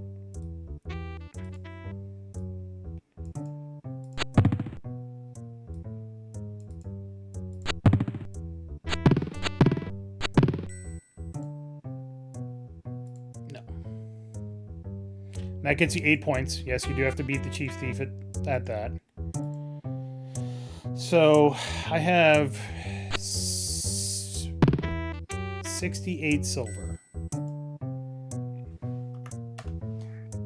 Going big bucks here. Let's go.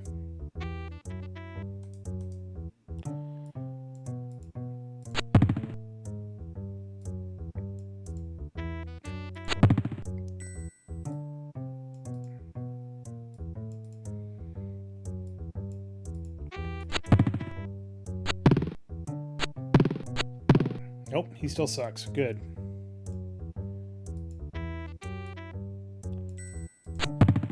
Too much force.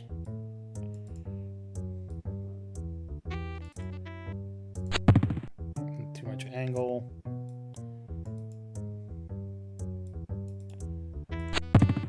Too much force. It's okay, he's still terrible at this.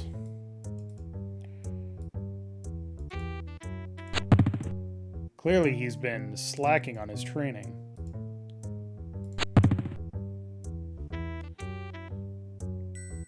Got our beat poetry music.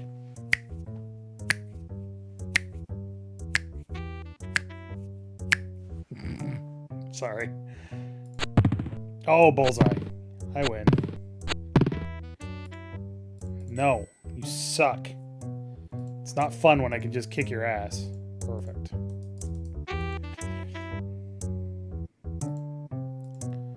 One toolkit, please. Thank you. So this is a lockpick. This is a toolkit.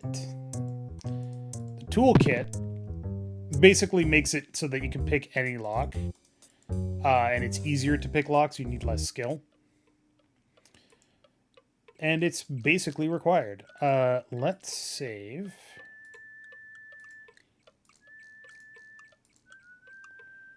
Broad daylight? You gotta be kidding. You'd be arrested for certain. Okay, here's something fun. You delicately insert the lockpick into your left nostril. Unfortunately, you push it in too far, causing yourself a cerebral hemorrhage. Guess you should have been practicing on less difficult locks. We'll come back to that later.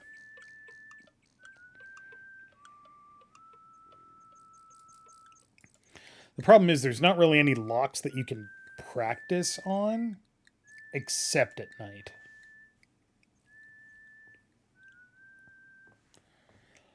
Oh, damn. Is it already mid-afternoon? Oh, it's midday. Okay. Let's go talk to Erasmus.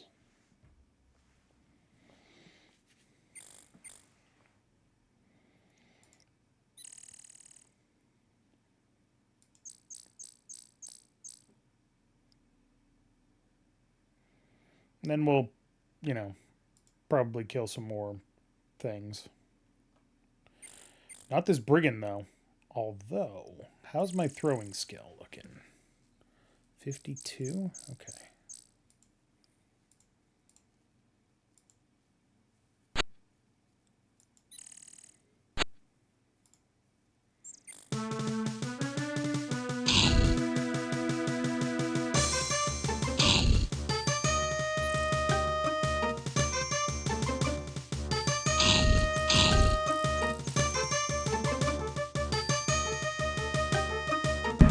Ow!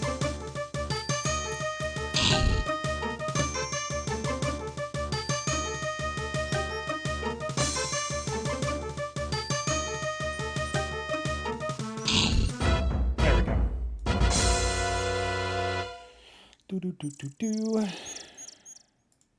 Do I get my daggers back?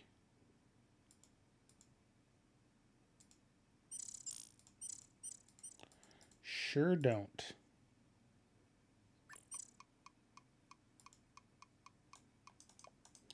But yeah, if you train up your throwing skill enough and you have enough agility and strength, you can insta-kill those things. It's hilarious when it happens. Yep, monster just wandered by.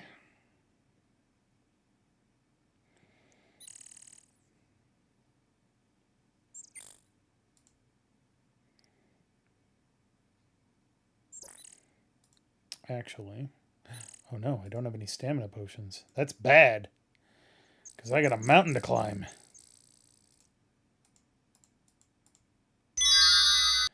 The sign appears. It reads, Willkommen auf Silberberg. Another sign appears. It reads, "Trespassers will be towed."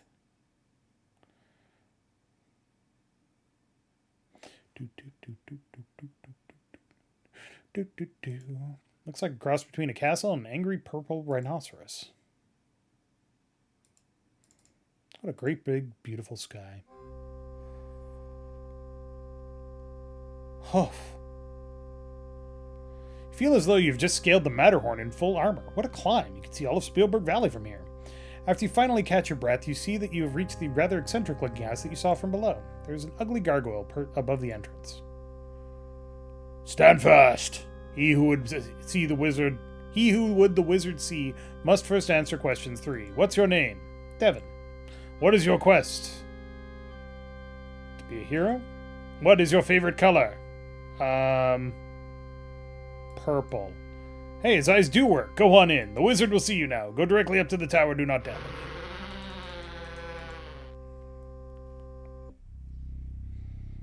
The wizard must be a real character. You admire the plumage on the peacock.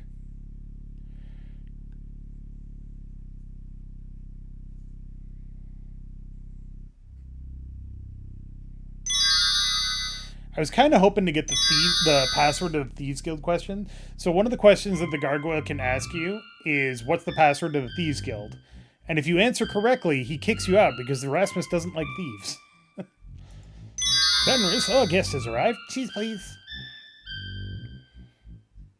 Nom nom nom nom nom.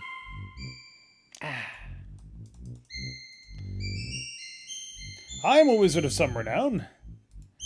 What am I, some sort of object? Am I invisible or something that you talk about me behind my back in front of my face? Sheesh, no respect. It's hard to take anyone very seriously who wears such a ridiculous hat. If magic be the loot of life, play on. The quote was music, not magic, and it was food, not loot. What about magic makes the world go round? Money makes the world go round. Oh! Well, very well then. To put it in my own words, magic is the essence and the soul of life, and the wizard is her poet. Actually, it was Merlin who said that first, but he used the term magician, not wizard. Fenris, there are times when you would look better as a newt. Why is that? Because newts can't talk. Neither can most rats. What's there to say? For a rat, I'm a really great guy. Although for such a great guy, you're really a rat. Erasmus is my familiar. Isn't that the other way around? Familiar is my Erasmus? Well, I've always found Erasmus to be overly familiar. No, I mean, aren't you my familiar? Tisk, tisk. All these years and you still don't know. No, I haven't heard that joke. Actually, it depends on how fast you carry it. He loves jokes. Zara has a real flair for the theatric. Yeah, it's a pity she has no sense of humor. Just because she doesn't laugh at your jokes doesn't mean that she lacks a sense of humor. It just means that she has good taste. Baba Yaga is good at curses and shape-changing spells. She has a nasty temper and doesn't believe in safe hex, so it's best to stay on her good side. You have to watch her, she cheats at cards. So do you! She started it first, besides I wanted to get her to get a taste of her own medicine. Shame she still beats ya. The curse Baba Yaga placed upon Baron von Spielberg was a very fine example of creative cursing. Upon von Spielberg and all his clan, this the curse I now demand. What I will shall come full measure, so shall ye lose all that ye treasure. Of course, the problem is that for every curse there exists an equal and opposite counter-curse. A counter-curse is a cure for a curse. Usually works against the one who cast the curse in the first place. The counter-curse for the curse of the Baron goes, come a hero from the east, free the man from in the beast, bring the child from out the band, drive the curser from the land. So to break the curse, a hero must get rid of Baba Yaga in addition to all the other things. It does not reflect well on Baba Yaga. Nothing reflects well on upon that ogress. She has a face that would break anything but a magic mirror. There are many types of magic mirrors. One of the more common types is the one that has a strange face popping up every so often. Reminds me of the one in the master bedroom. It's not magical. No, but it does have a strange face peering from it whenever you're in the room. At any rate, I used to have a nice magic hand mirror I misplaced around here somewhere. It can be used to reflect a spell back on the caster. So if you happen to find a small golden magic mirror with a dragon handle on it, you'll know it's mine. It was the flagon with the dragon. The mirror had a leer. Oh, that's right. Well, if you find a magic mirror with a face on it, you'll know it reflects spells. Good to know.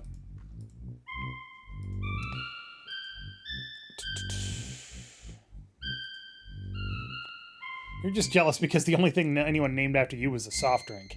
I thought that Erasmus's Razzle Dazzle Root Beer was a wonderful name for a product. It's a shame the company went broke afterwards. Places. Anyone who uses magic is a magic user. Anyone who casts spells is a spellcaster. However, to be a wizard, you need to have undergone initiation into the Wizards Institute of Technosorry in the land of Shapir. Magicians and sorcerers are wizards who specialize. I myself strive to master all aspects of magic, unlike those narrow-minded specialists. You wouldn't want to lose your amateur standing, after all. I prefer to think of myself as a dilettante. Does that mean you tease pickles? Whatever, we're not a magic user, it doesn't help us. They're supposed to have a warlock working with him. From what I've seen, he's more of a nincompoop than a necromancer. Nincompoop? He laughs too much when he casts his spells. That's because his jokes are funnier than yours. The only thing I've seen the brigand warlock cast is sneezing powder. Isn't that the vampire who fell in love with throats? No, that's a necromancer. A necromancer is a magic user who has a rather unsavory relationship with corpses. Does that mean a necromancer has ghoul friends? It means a necromancer is someone who deals with the undead. Canasta with cadavers and spades with shades, eh?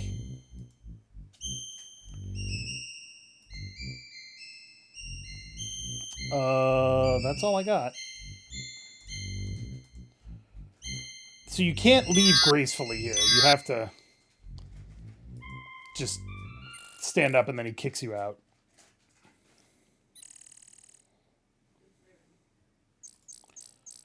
Sneaking. Sneak, sneak, sneak, sneak, sneak, sneak, sneak, sneak.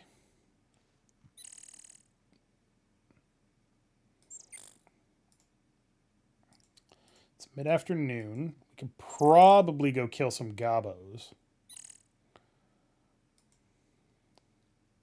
Oh, look, a gobbo. What's my stat right now? 10?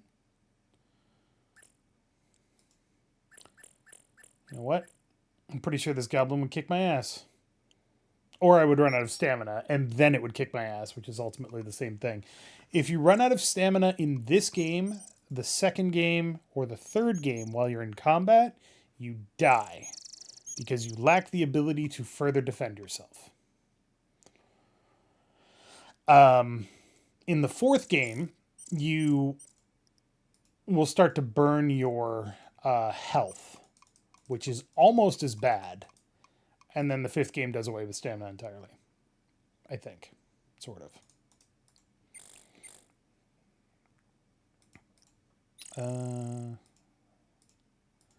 Stamina did we get back? 26. Stealth is almost maxed out. Damn.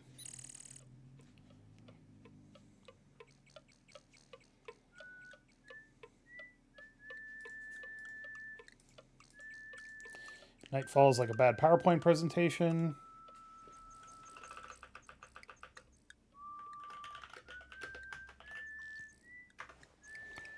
All right, so we're going to go grind out some lockpicking skill.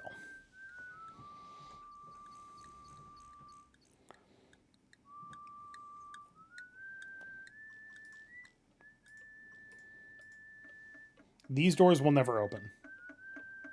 You do get some practice. You do get some practice. Yep. So that'll happen if you keep practicing on the same door.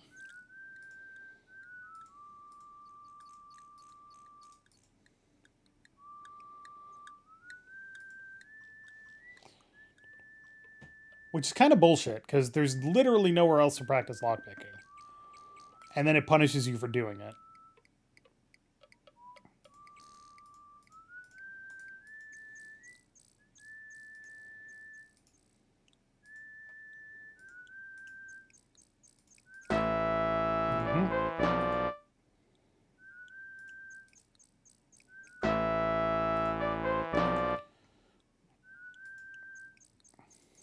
What's my lock picking up to?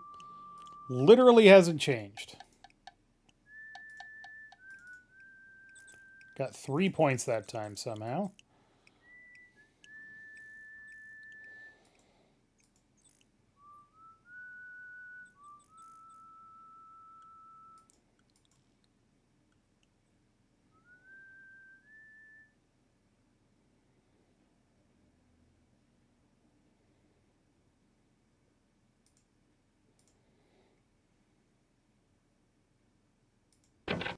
You hear a snick. The lock is open. The smell of lavender and dust fills your nose as you walk in. This reminds you of a great aunt's house that you once visited. There is a covered birdcage near the stairs and a knitting basket beside the couch.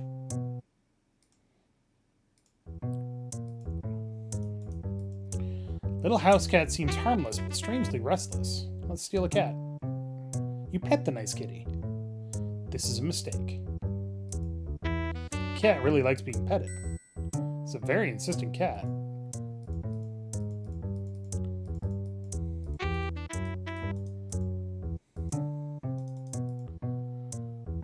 Chirp, chirp. You hear a voice from upstairs saying, Kitty, you better not be bothering the little birdie again. I think that the little birdie can be so noisy. You quickly cover the cage and hope the bird shuts up.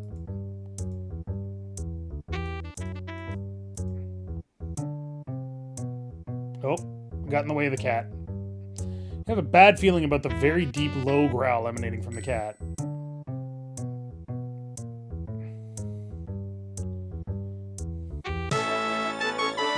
When the little old lady awakens to see what's going on, you have to concede to her through lips that are as raw as hamburger that you've been licked.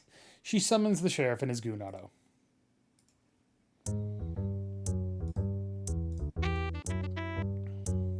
The wood in this table has been polished into total submission. Lace doily guards it from dust and water rings.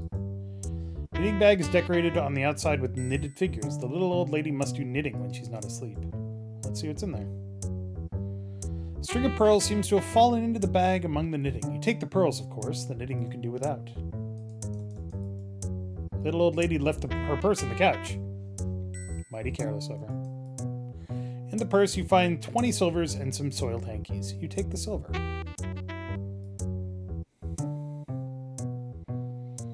You take the silver candlesticks and stow them in your pack.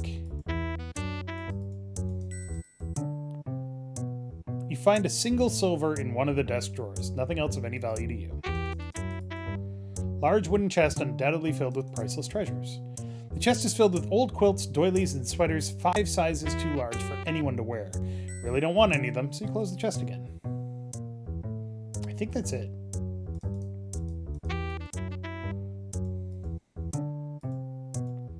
It's a shrubbery!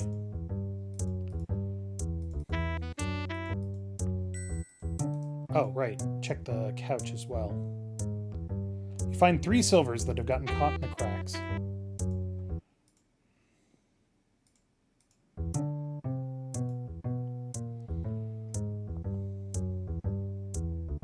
You feed the nice kitty a crumb.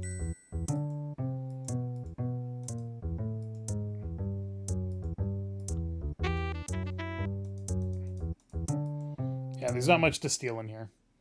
But we did steal it.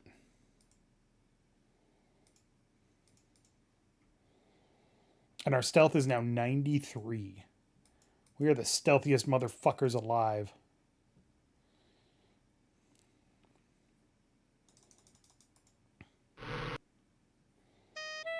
There is another place that we can steal from, but it's not super necessary right now. We'll hold off on that.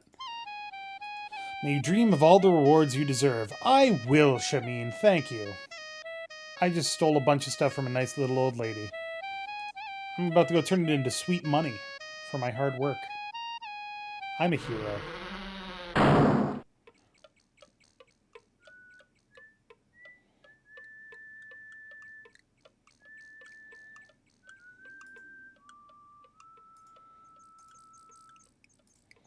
So I'm not necessarily too worried about pick locks this time, because there is, in Quest for Glory 2, you get much better options for building up your lockpick skill. So. Ba, ba, ba.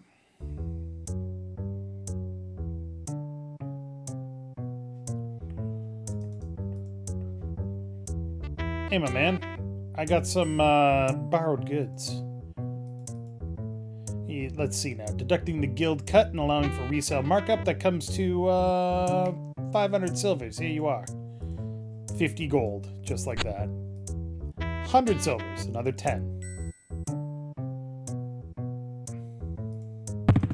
Boom. We've got 600 silvers plus whatever we grabbed, which was 24 more silver. So hell yeah, we're fucking rich. What am I going to do with all that money? Nothing. My strength is 42. 39 pounds, 61 pounds. This weighs 20 pounds.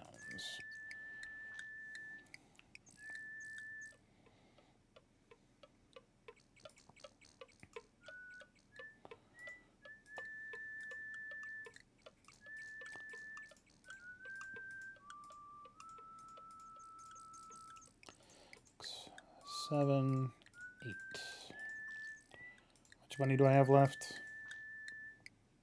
48 gold pieces. Like, holy shit. Being a thief is super awesome.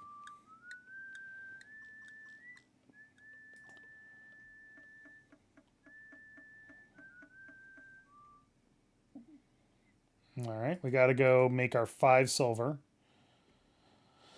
Even though we made 100 plus another 20. 120 times how much we can make for cleaning out the stables, we're still going to go clean out the stables. Got to keep up appearances after all. Can't let anybody know about the recent Oh God. Oh God, the graphics. Oh no. Yes?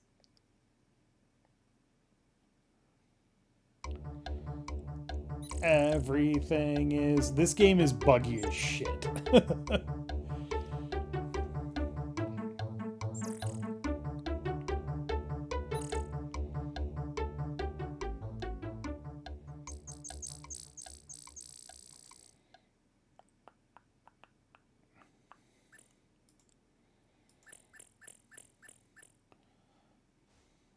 Computers used to just do this. It's true. It's kind of fixed itself. Let's save the game.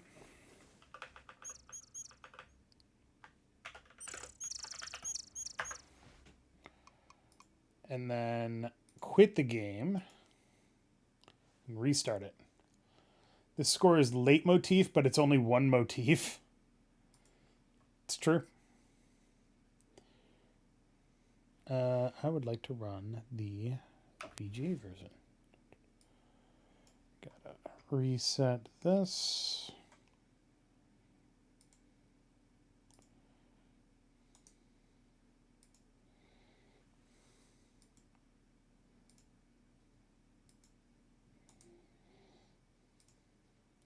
Do do do do do do do do do do do do. The version of the second game that we're going to be playing, which is the... It's not what I wanted. It's not what I wanted.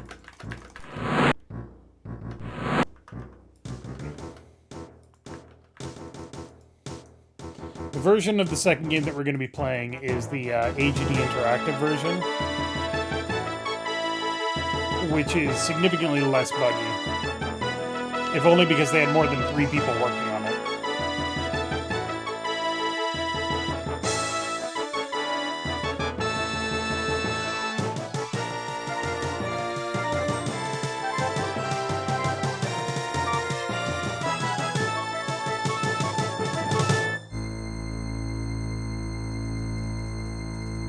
Also, I will forever love Lorian and Corey Cole for making these games, because these are some of the most memorable games for me.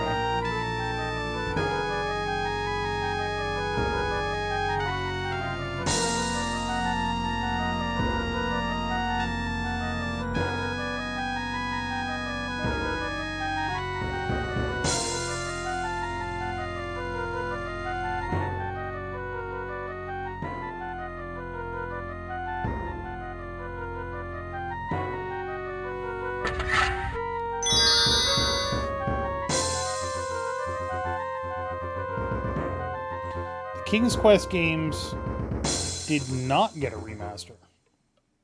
In fact, The King's Quest games got fan remakes, which are very, very good. But the King's Quest game that came out in 2015 was entirely new. It wasn't a remaster or a remake. But I think, like, when I think of adventure games, this is the game that I think of, this series.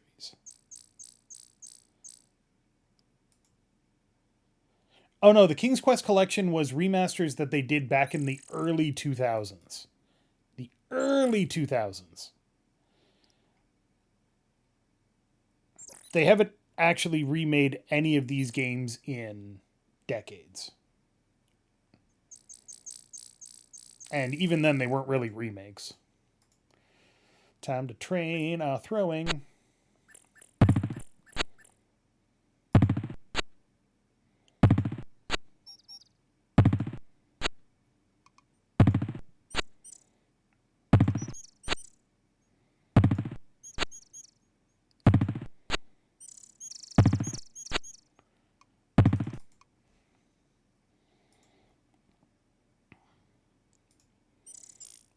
Sierra really didn't do remakes, so to speak.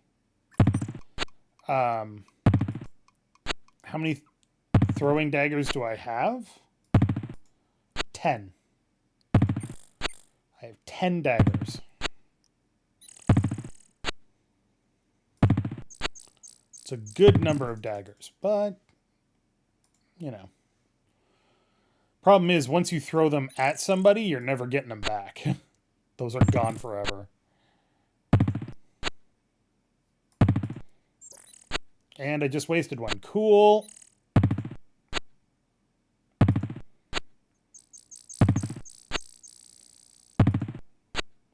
I have 9 throwing daggers.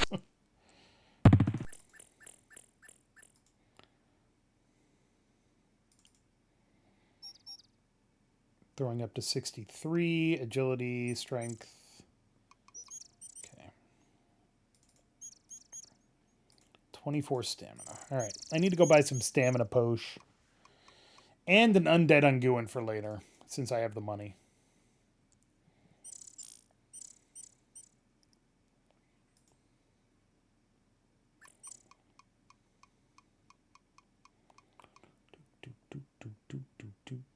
Do.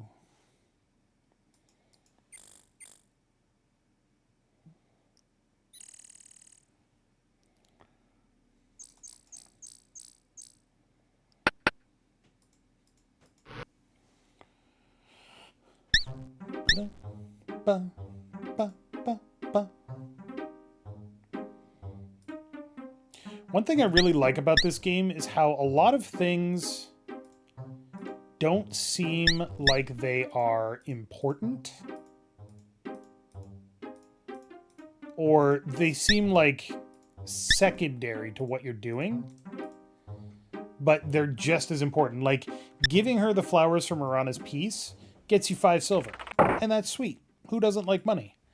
It's also important to finishing the game. It doesn't just give you points. There's a lot of stuff like that in this game, and it's fantastic.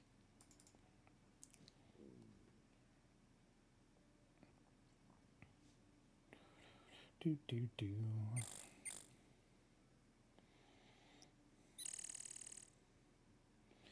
Sneaking through the woods, nobody's gonna see me. I am a fabulous thief. Gonna kill some fucking goblins. Let's fucking go, bitch.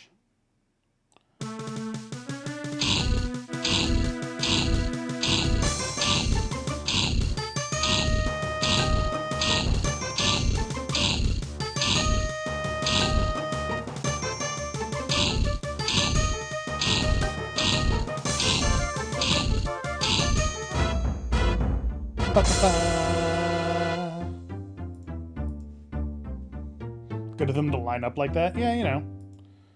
Assembly line murder is always appreciated. Chug.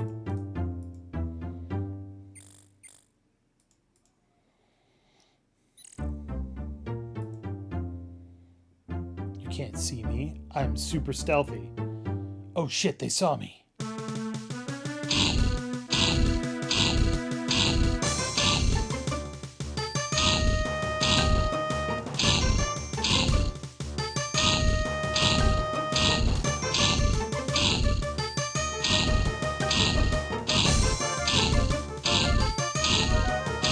Now there is a thrust attack.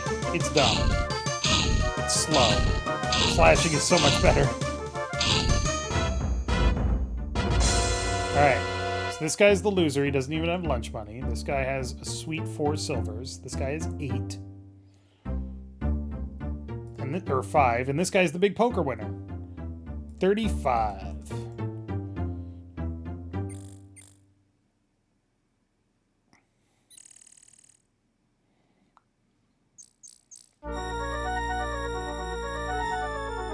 Looking around, you get the feeling this is not a very friendly place to be. Baba Yaga does not welcome strangers. You have to deal with me before you can enter. Baba Yaga is one tough magic user. If you're so stupid that you want to enter, perhaps we can make a deal. What's her name? Baba Yaga. Baba Yaga is the most powerful ogress around. If you have any brains, you'll stay away from her. You're some hero if you don't even know what an ogre is. Baba Yaga's hut will squat if you say the rhyme. Important note, if you do not ask him about the rhyme, you have to pay 2 gold to find out what it is. The hut will squat if you say, "Hut of brown, now sit down." All the other skulls have glowing eyes, but me? Nah, I don't need lovely glowing eyes. Just open and close the gate, that's all I'm good for. You give me a glowing gem from my eyes, then I'll let you in the gate. Is it a deal or isn't it? Yeah, sure. All I ask for is a little gem or jewel that glows in the dark. You're the big hero, so go find one. And if you make the deal, if you give him the gem before you ask him about the rhyme, you can never ask him about the rhyme. And you have to pay 2 gold to find out what it is.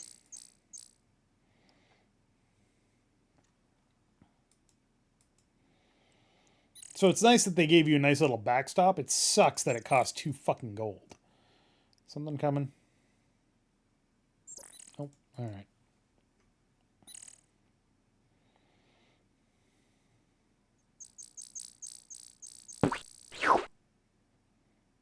Yeah, alright.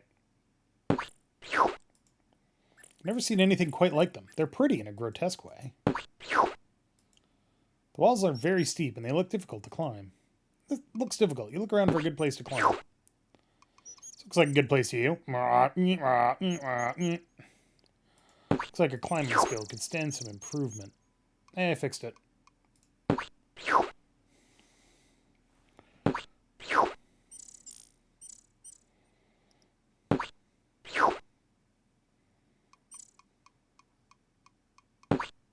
Got it. Put the seed in your pack and climb down. What am I going to need that for? Who knows? Don't worry about it.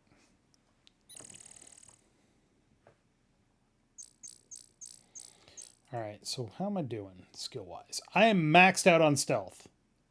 It has been 4 days. My climbing still sucks. I really need to get climbing up.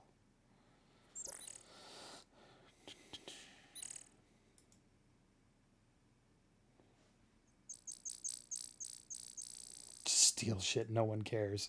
I am a thief. Might as well grab everything that's not nailed down. And if it is nailed down, I'm sure somebody can give me a crowbar or something.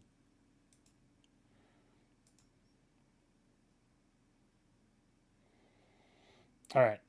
It's time to grind out climb. Whoop, whoop, whoop, whoop, whoop, whoop, whoop, whoop. Welcome to grinding. Some people grind by killing things. I grind by clicking on a tree over and over again.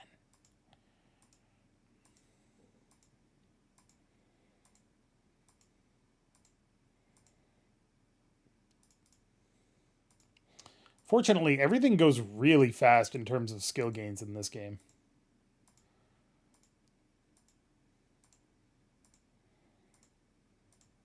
It does slow down as you get higher, closer to the max, but it never gets to the point where you can't just keep doing this for a little bit and max it out.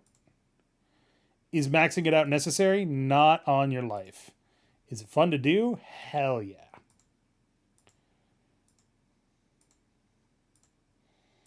It's an adventure for levels 1 to 3. I would argue it's kind of like 1 to 4, maybe 5. Because Trial by Fire is... Ooh, getting a little tired. Trial by Fire is definitely like a level 7 to 10 adventure.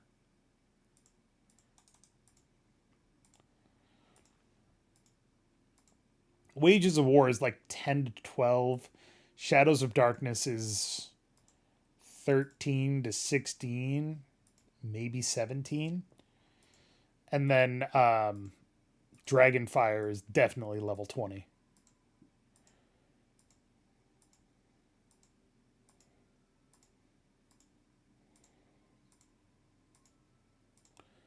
How am I doing? 64. Already gotten like 25 points.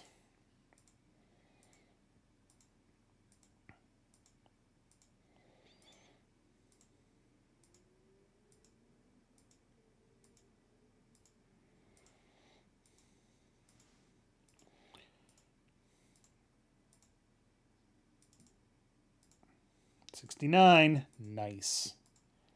This is also training my agility.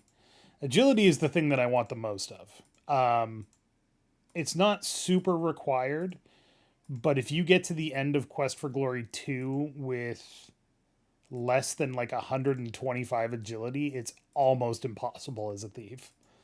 At least in the original DOS version. I don't know about the AGD interactive version.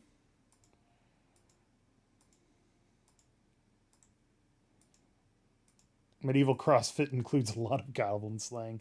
It's true, you got to build up your endurance. 72. If I can get this up to 75, I'll be happy.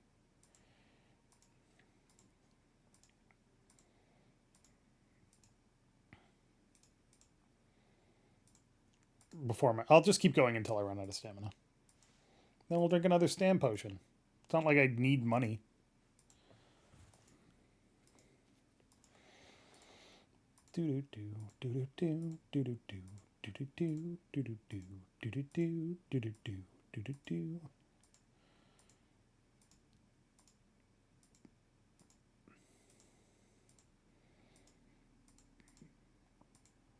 I'm king of the world. Look at me just standing so fucking casually up at the top of that tree.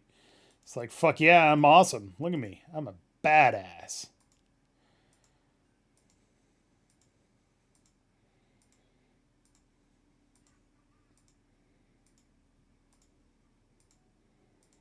Anytime you want to run out of stamina here. Anytime. There we go. That gets us up to 78 climbing. Yeah, it definitely slows down real fast towards the max. Mid-afternoon. God, I really wish I had better lockpicking skill.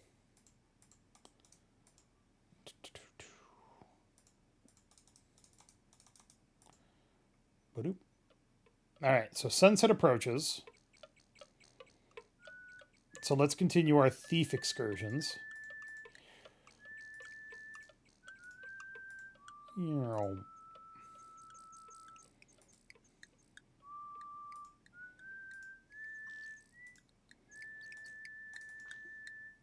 door is locked. Oh, really? You're a snick. The lock is open. The people who own this house must have some money. Everything looks new, and there's not a speck of dust visible. The room smells vaguely of sauerkraut and bratwurst, with just a faint odor of smoke from pine wood. From somewhere in the house, you can hear someone snoring. The cold, dark eyes of the griffin make you feel a bit uncomfortable, especially since it's about 10 times larger than any griffin you've ever heard of. In the dust drawers is an assortment of mostly worthless objects, but you also find 3 silvers, which you take. Place the candelabra in your pack beneath your cape. Gently and stealthily, you lift the lid on the little box. As the little music box begins to play, you hear the sheriff yell out, "Otto, stop playing with that music box and go to bed!" Boy, did you make a mistake. Otto, even in his sleepy state, winds the music box and closes the lid before he heads back to bed. That was close. The goon must have been so dumb or sleepy or both that he didn't even see you standing there. You quickly toss the box into your pack. You take the vase carefully from the mantel and gently place it on the floor. You place the vase carefully in your pack beneath your cape. By lifting the painting, you can see what certainly must be a safe hidden in the wall. It is very sturdy indeed.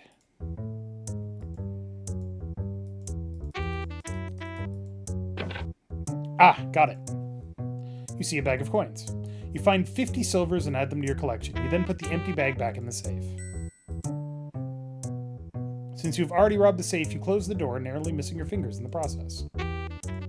You carefully lower the painting to its original position. Is that necessary? No. Even though it's a valuable 50-year-old sago palm, it's much too big to fit in your pack. Only the shadow knows for sure. And we're out. Yeah, that's right. We just robbed the fucking sheriff. Get fucked, sheriff. I'm the best thief in town.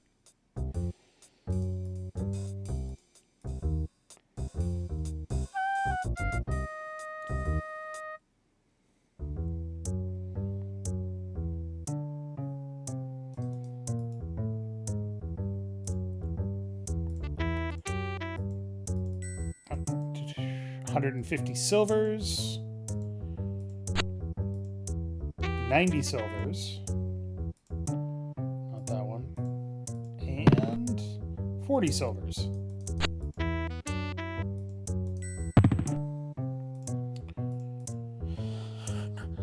$52 gold pieces and 123 silver pieces. That is a sweet haul.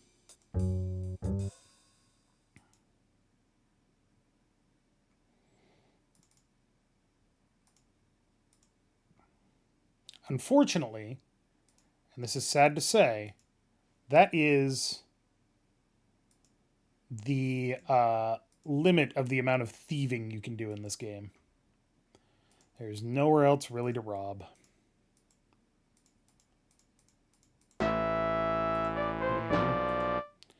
Apparently I can break into the sheriff's place, but if I try to pick this lock 3 times, I get caught. I honestly don't remember how I built up my... I forgot to turn the speed down. I'm sorry. Play.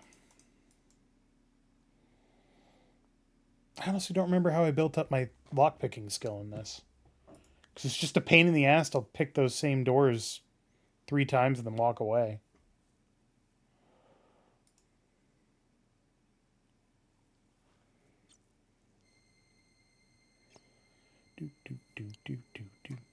Do.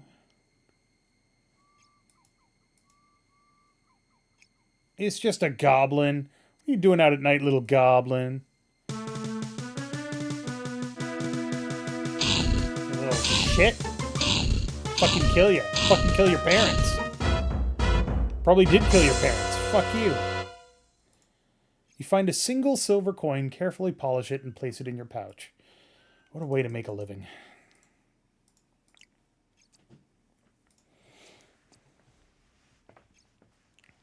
Oh, something else just spawned. It's a brigand. Yeah, I'll kill you.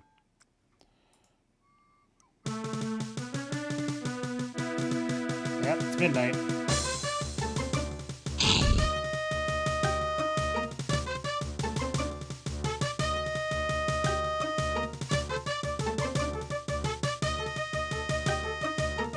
Stop hiding, bitch.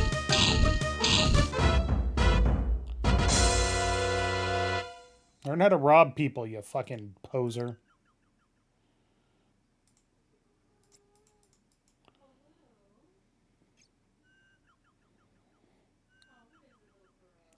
Something else just showed up. No, maybe not. Oh, never mind. Oh, it's a Gabo. Who cares?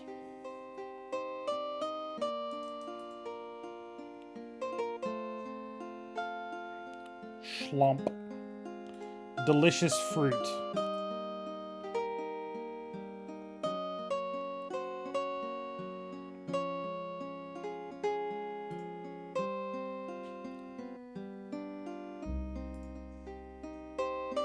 Alright.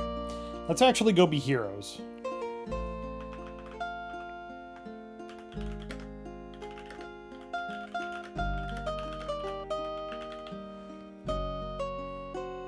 Bureaus. Let's stop stealing for now, since there's nothing worth stealing. And go be heroes.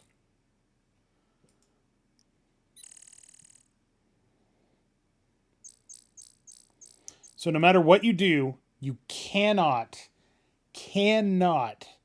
sneak past this ogre. If you sneak in, he still sees you. The only thing you can do if you're a thief and you don't want to fight is run around him. This ogre is in a bad mood. And big. Very big. Hostile intent is evident.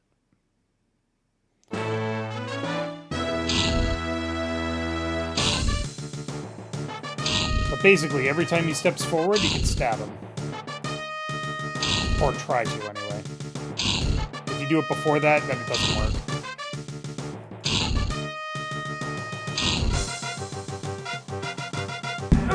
Ow! Fuck you.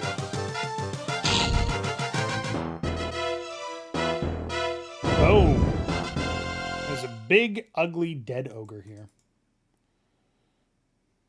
A search of the dead ogre's body produces no treasure. However, the treasure chest he was carrying lies beside his body. The dead ogre's huge club is much too heavy for you to lift. So that is locked, so let's open it. The lock in the ogre's chest clicks open. Contains 1 gold and 43 silver, which you take and put away. Also known as a shitty night of work.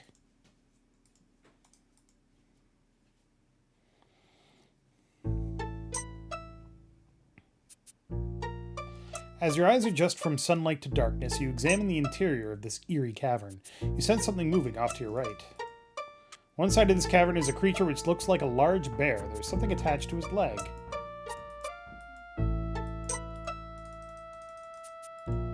You know that bears can't talk.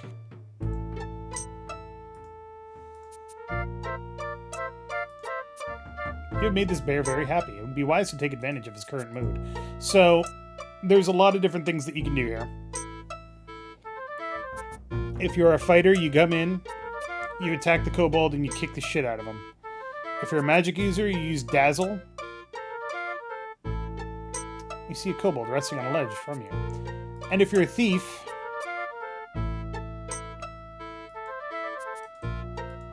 very carefully, you remove the key from around the kobold's neck. And then you just walk out. It's great!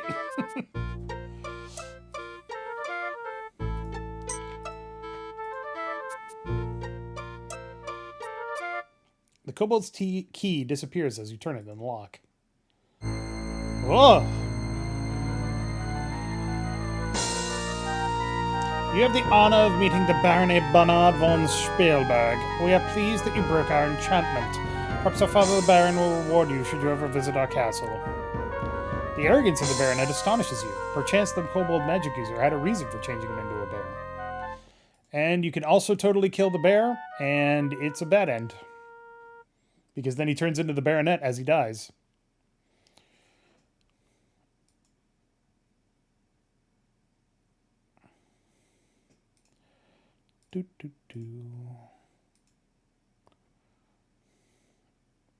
You go. You know still.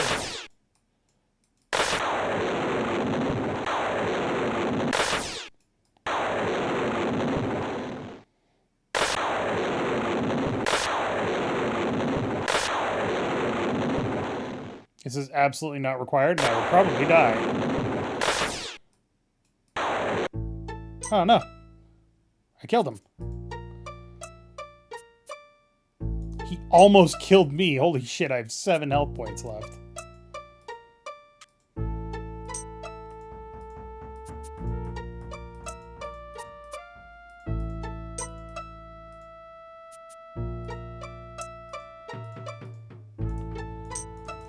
The reason that I did that is so that I could go over here. Oh, you just bumped into something on the floor. It feels like a large wooden chest, but you don't see anything there.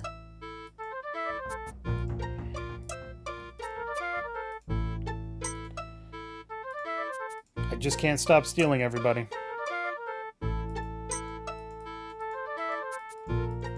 Really? You hear a very satisfying snick as your pick catches the lock just right. Then you sense powerful magics dissipating around the lock, and your hands shake as you realize you have very narrowly avoided some sort of magical doom. You had 10 gold and 60 silver in your money pouch. And that's why I came back and killed the kobold. Because I like money. How rich am I? Pretty fucking rich. I have 63 plus 25 is 81? Yeah, like 81 gold. What am I going to do with all that money? Nothing.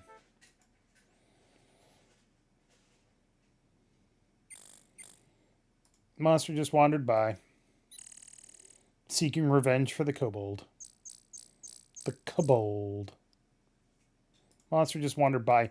This encounter rate, though, holy shit.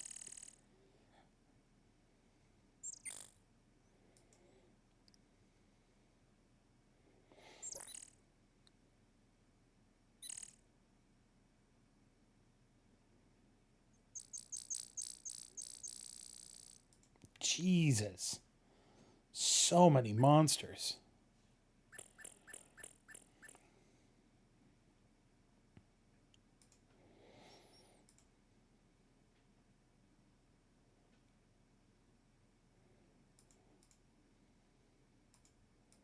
What time is it?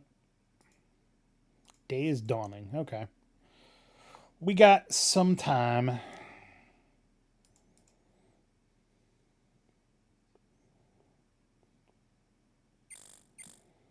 Boop, boop, boop, boop, boop, boop, boop, boop, boop. Monster just wandered by. God, I remember playing as a fighter and being desperate for things to attack me. Apparently playing as a thief is just wearing a fucking monster magnet on your fucking chest.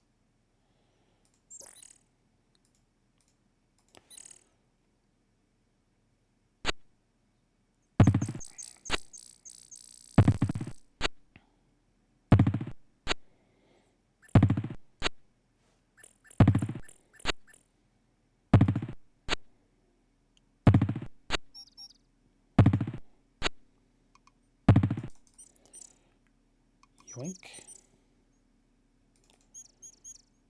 Throwing up to 68, agility 72. All excellent.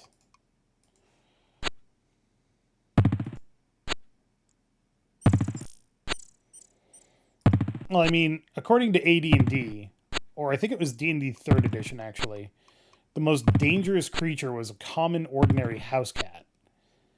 Because by virtue of having a ridiculously high dexterity, small size, and the ability to attack barehanded with proficiency for like 1d6 slashing damage, it basically hit every single time and was very difficult to hit because it had very naturally high AC. And it was just like, I don't think we did that correctly.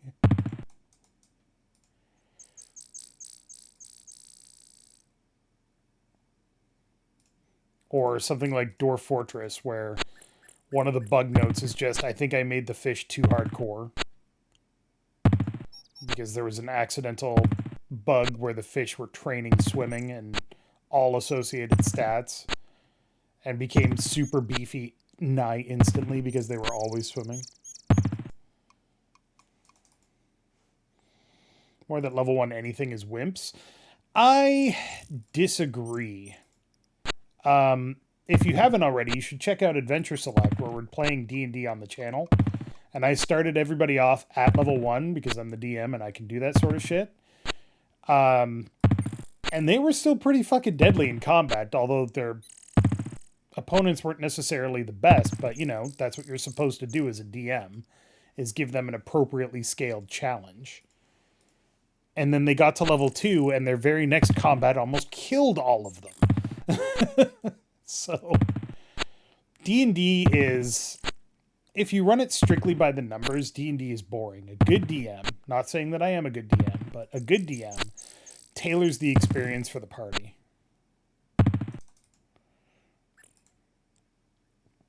And makes it so that they feel there's a challenge and there's a very real risk, but also that they're never specifically overwhelmed. You're not making them fight a dragon at level 3. Or if you are, there's a very specific reason and they can take advantage of narrative reasons to be able to win. Or they just have to learn to run away.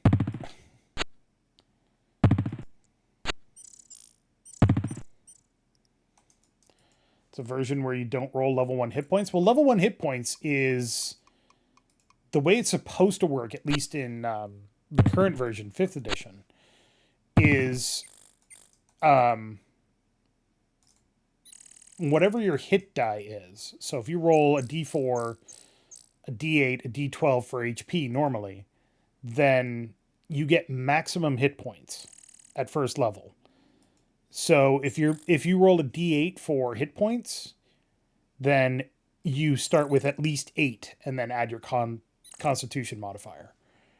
The way I did it for Adventure Select is I said you get maximum hit points, and then everybody across the board, no exceptions, gets an additional 10 hit points, because level 1 is lethal otherwise. Come in, come in. You have been expected. Baron von Spielberg awaits you in the castle. Let me just sneak my way in here.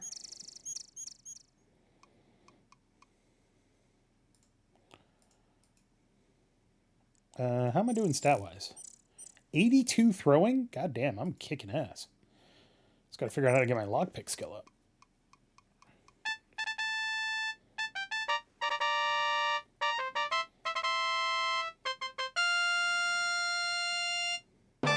The Baron von Spielberg and the Baronet await you in the Great Hall.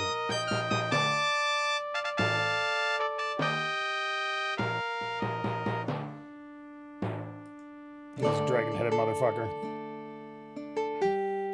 Words cannot express the gratitude I have towards you. Not only have you freed the Baronet from enchantment and allowed my son to return to me, but you have renewed my hope that the curse may be lifted. My son, Baronet Bernard von Spielberg, also desires to acknowledge his indebtedness. Bernard? I am appreciative of your efforts upon my behalf. Furthermore, I understand that you have rid our valley of a dangerous kobold magic user in order to free the Baronet von Spielberg. You risked your life to single-handedly defeat the foul spellcaster. You are a true hero, and I thank you. Thanks, it was for money. Bernard? I'm pleased you managed to kill the kobold. I sincerely hope you will continue your valiant adventures in our land. If anyone can rid the land of brigands, it will be you. Someday in the near future, I can envision holding a ceremony in your honor and bestowing upon you the title Hero of Spielberg. Bernard? It would be nice if someone could finally defeat the brigands and claim the title. As you leave the castle tomorrow, you will receive the reward money I long ago posted for the safe return of my son as a token of my thanks. You will, of course, be expected to dine with us and be our guest in the castle tonight. Do you have any questions? I'd prefer not to talk about that. Okay, cool. This castle has been in the family for 2 centuries now as a gift from King Siegfried III. When I lost my daughter and my son, I lost all interest in living. My land suffered because I suffered. Now, though, with the return of my son, I trust the prophecy is about to come true, thanks to you. Yep, we've heard that. You entered here from the east, and you released my son from the form of a bear. I'm certain you can fulfill the rest of it and remove this dreadful curse. My beautiful little daughter was stolen away 10 years ago by Baba Yaga's magic. She has never been found despite all the searching that has been done for her. I thought she was lost forever, but you have renewed my hope that I will again have her beside me. Yorick was my court jester, a man of infinite jest. He went off to find my daughter, but alas, poor Yorick never returned. Did you know him well, Horatio? Or did you know him, Horatio? Sorry. You could just take the average hit die roll plus con each subsequent level instead of rolling. Yes. The way I offer it to players is Roll. You can either take the average or you can roll. But if you roll and you get a 1, you can re-roll. So you can either take the average or maybe get below average, but you're never going to be stuck with a 1 at least.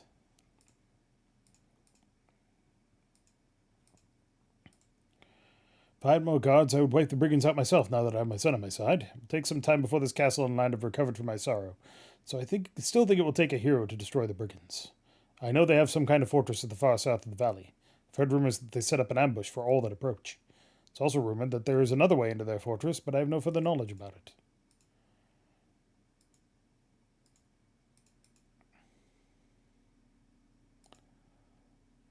Leader seems to be a brilliant strategist. Yet this valley has been plagued with enough evil magic users. From what I've heard, his magic isn't powerful, but is very used effectively.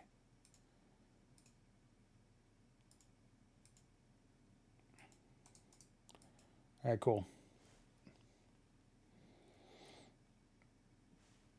Servant is waiting outside to show you your quarters. We will see you at supper later. After a wonderful meal with the Baron and his son, a peaceful night's sleep in a feather-down bed, and a filling breakfast in bed, you are ready to go adventuring once more. Are you still not talking to me, sir? Don't get me mad. I'm not talking to you. Weapon Master be sir not appearing in this game? Yeah, I don't know. I honestly thought that he always showed up, but I guess he doesn't show up if you're a thief, which is kind of interesting. Need some work? Yeah, I just saved the Baronet and had dinner with the Baron, but you know, I'll clean out the fucking stables for 5 fucking silver.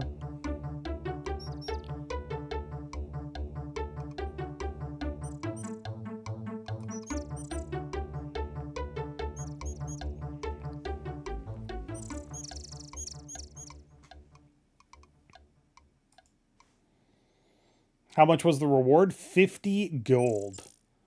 I am turbo rich. 113 gold pieces and 56 silver. So I have 138 gold and 6 silver. Oh, there's the Weapon Master. Where you been, my dude?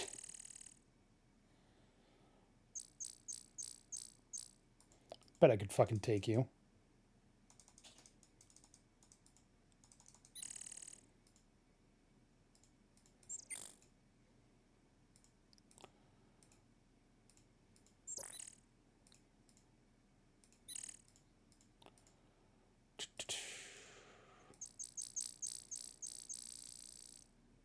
Do you fight? I'm a skilled teacher as well as a skilled fighter. Well, let's practice. Do you want to have a go? Combat style I teach relies on the subtle alternation of strike and parry. So I observe you have no skill in the use of parry. You would receive no benefit from my lessons. Yeah, well, fuck you too, buddy. Come on. If you're playing as the fighter, you are expected to beat him. And he is super frustrating because the controls for fighting are super weird. But if you do manage to beat him, he says that you didn't actually beat him. Says that you cheated, says that he tripped, says the light was in his eyes, and then runs away and is never seen again. So fuck that guy. 1, 2, 3, 4, 5, 6, 7, 8, 9, 10. Did I actually get 10? Nope. Got 1. Glitchy as fuck.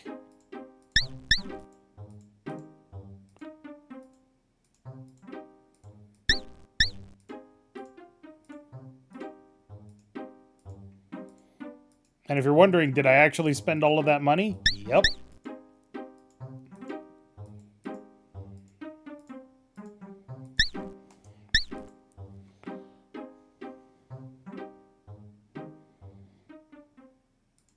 Alright. And now we're going to do something a bit unusual for a thief. Hey, Sheriff. How's your homestead? Doing good? Good. Good, good, good.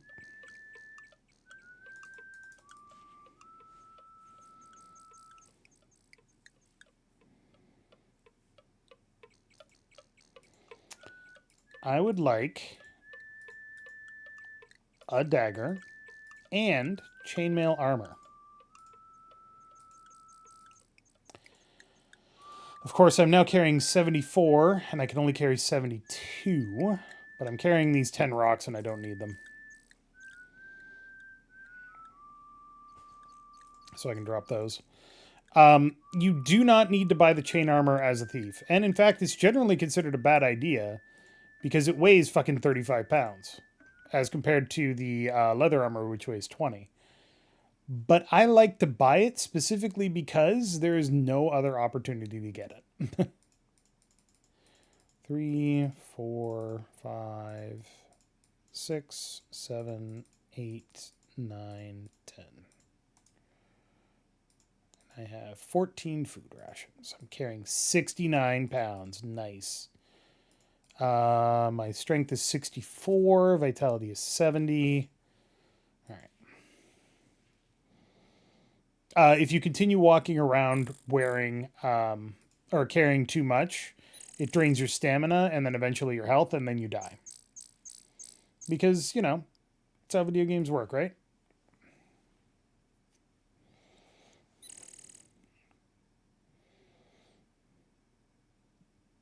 The roar of the waterfall fills your ears, and the cold spray dampens your face as you approach. The door is built into the face of the mountainside. You suspect that the person who lives behind it treasures privacy. It's a large door, it must open pretty wide.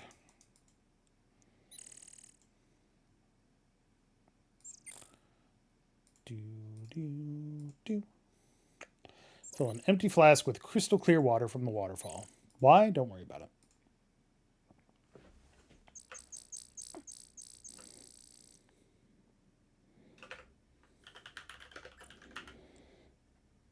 All right. You look for a good place to climb. That was almost too easy. Just like climbing a ladder.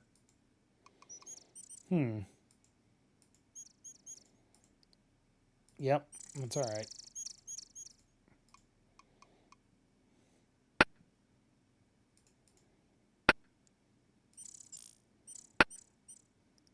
Someone there? Oh, hello. Come on right up. Just climb the ladder.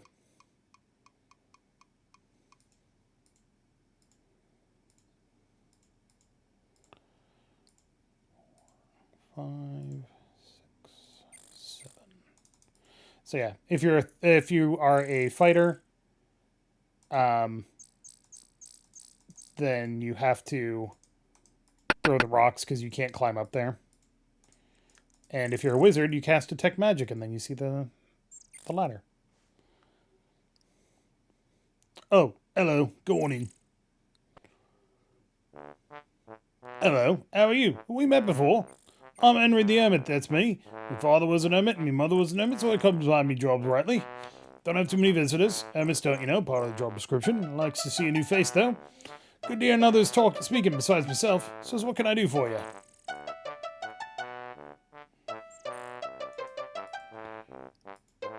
I'm Henry. Henry the Eighth, I is. His father was an Henry, and his father was an Henry, and his father was an Henry, and his father was an Henry, and his father was an Henry, and his father was an Henry, and his father was an Henry. And everyone was an hermit.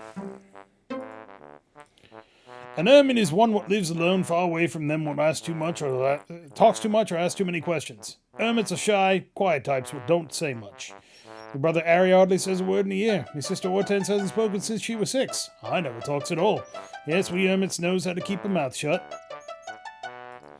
Well, it's dark and damp and the water roars, so there's not a moment's quiet. The ceiling drips and the walls are slimy and it's always cold. But oh well, says I, it's home.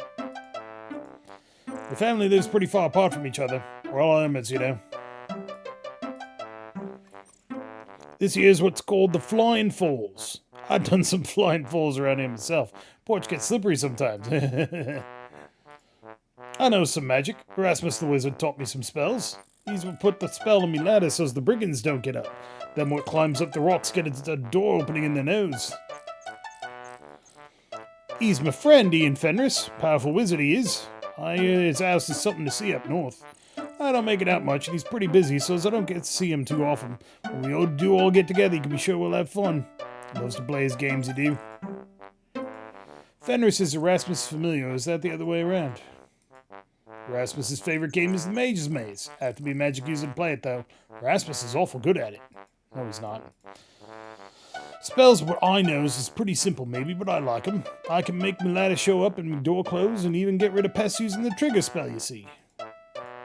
It's a spell what sets off other spells. Like when you wants to see the ladder, you cast a trigger and there you have it, large as life. Of course, you got to have a spell on the invisible ladder to make it visible first, but it has its uses. I think I have a scroll with the spell if you'd be knowing some magic, that is. I don't need the scroll. I'm not a magic user. Nasty sorts they is. I sees them sneaking around the woods all the times. Other than the warlock, I has nothing to do with them. You know the warlock? He's not so bad. Got a good sense of humor, he has. I get the giggles just to think of him.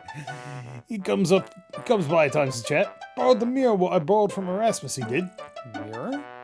Magic mirror reflection it was. If you use it when a nasty spell was cast at you, it was sent back to the one that cast it. Do unto others, I says. Alright, well, thanks.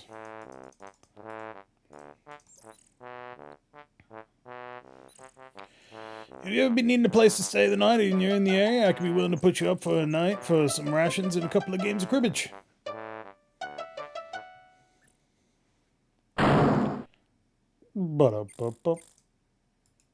Alright.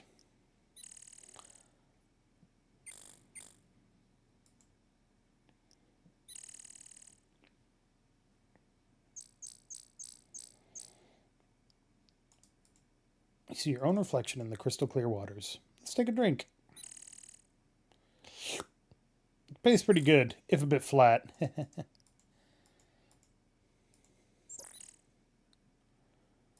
Alright, if we leave and then come back.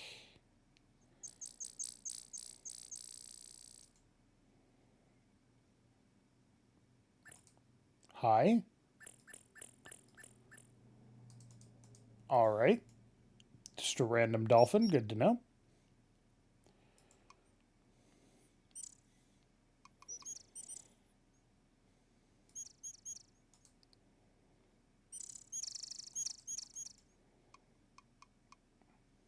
So this is a screen that exists for no reason. There is nothing useful on this screen at all. But there are random things that happen. Hi. Must be your imagination. What would Nessie be doing in this fantasy adventure? Shades of Conquest of the Longbow. I'm lost. Could you please direct me to Scotland? Alright, see ya. Just random ass shit. No, I'm sneaking. You can't see me. You can't see me, Mr. Brigand. Fine, I'll kill you.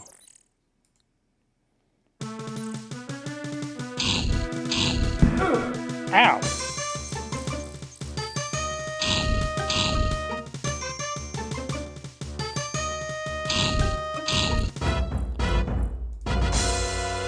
So you can already see, just from the start of the game, how quickly you start killing things when your skill goes up. Like, if I got to weapon use 50 or 100 and strength 100, I could kill that guy in like 4 to 5 hits. And he wouldn't be able to avoid most of them. Great. Look left.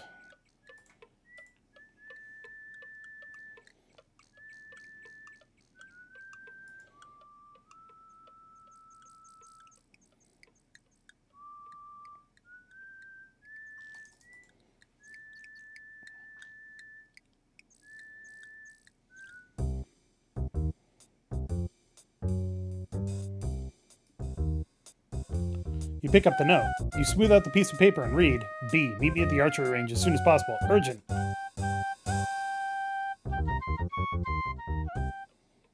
that sounds interesting, doesn't it?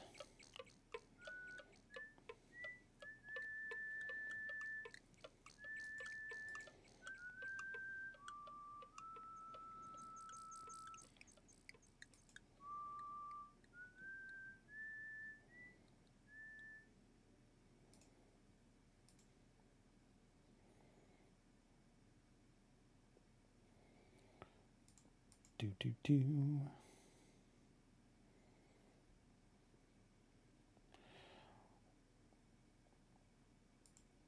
Centaur stops raking as you approach. Thanks, my dude. See you later.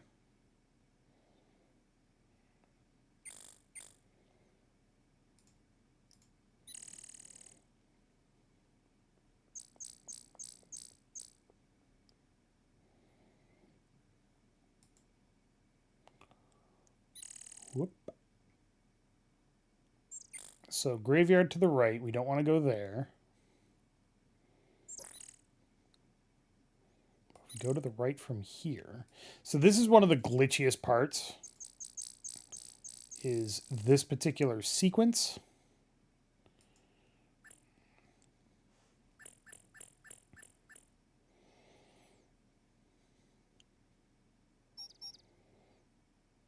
So what's this about anyway? And Nibs is starting to get suspicious about us. What's the bee in a bonnet? Seems the hero wandering around here has her leery.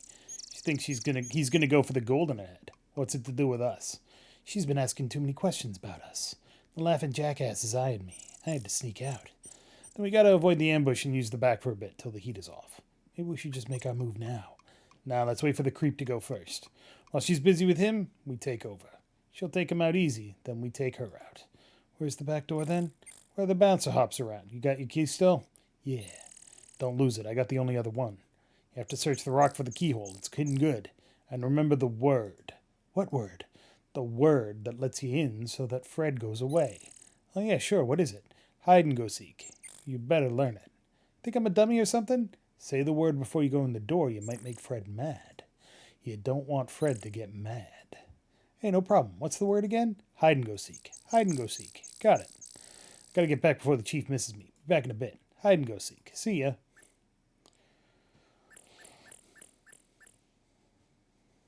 So Bruno is the spy in the Thieves Guild. Well, fuck this guy.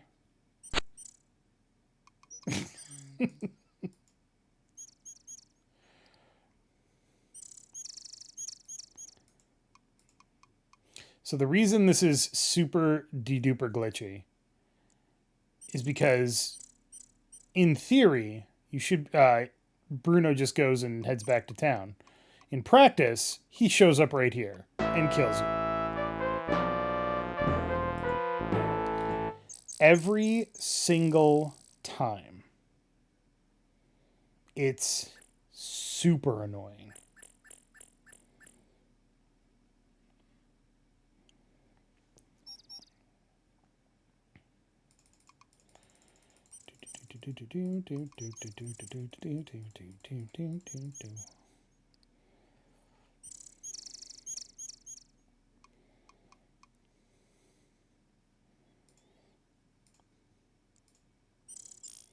Boop, boop, boop. Fuck that guy. So what you're supposed to do is be like, oh shit, Bruno's totally going to see me if I don't do this correctly.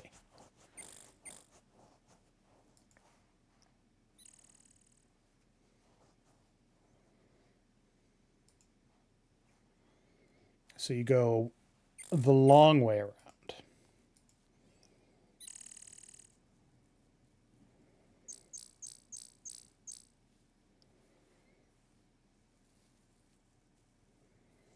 You didn't see shit, Goblin. Fuck off.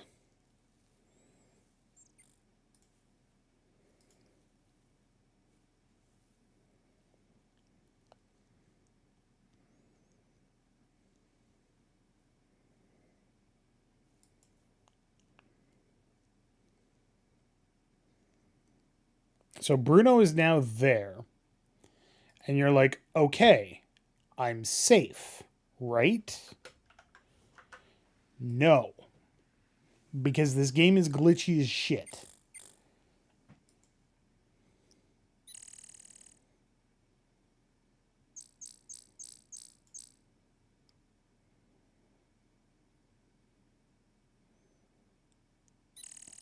We did it correctly this time by seeing that he was there. But he can still show up there for no fucking reason at all. You retrieve your dagger. You find a single key on the brigand's body and put it away. Find nothing else on the brigand's body. So basically, he and Bruno are conspiring together to take over the brigands by killing the current brigand leader. But they're going to wait until I make the attempt to kill the brigand leader to get the price on their head. And, oh, hello. And then they're going to wait until she kills me. And then move in to kill her afterwards. It's kind of a dick move when you think about it.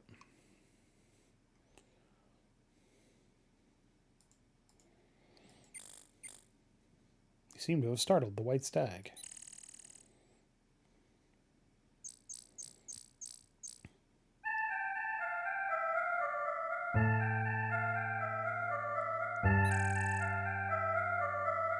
You follow the stag into this forest corner. You feel as though the eyes of the forest are watching you. You watch the stag, fascinated with his grace and beauty. There's something special about this place. The large gnarled oak seems to draw your attention. Oh, hello. The tree woman speaks. I am the dryad, keeper of the woods. Are you one with the woods? Yeah, sure.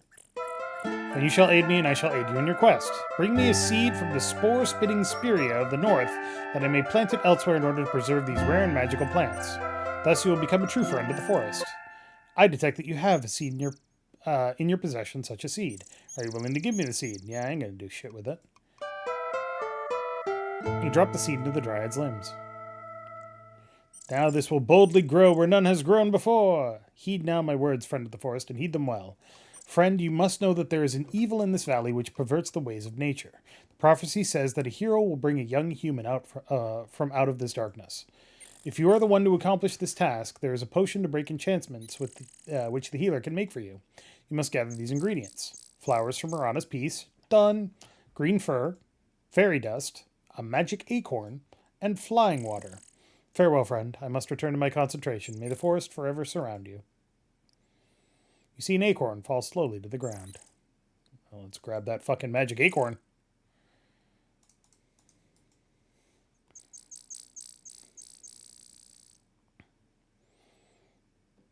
So we need a special potion from the healer in order to do a thing.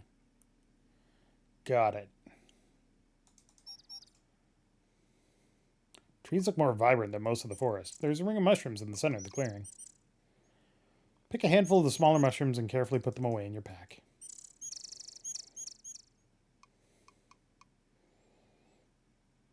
That's one of those weirdly unnecessary but gives you points actions. Oh, fucking goblin. You tried to ambush me.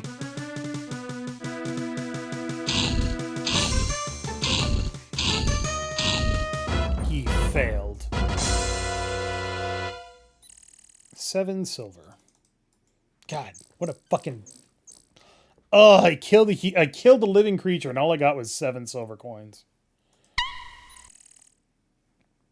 Large, heavy-looking rocks cover the many holes. The meeps must be stronger than they look to lift these rocks so easily.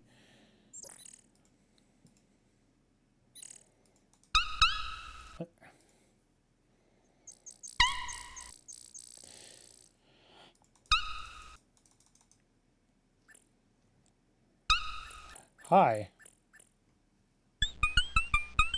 You're squeaky muttering from beneath the ground. It seems the meeps are having quite a discussion about you.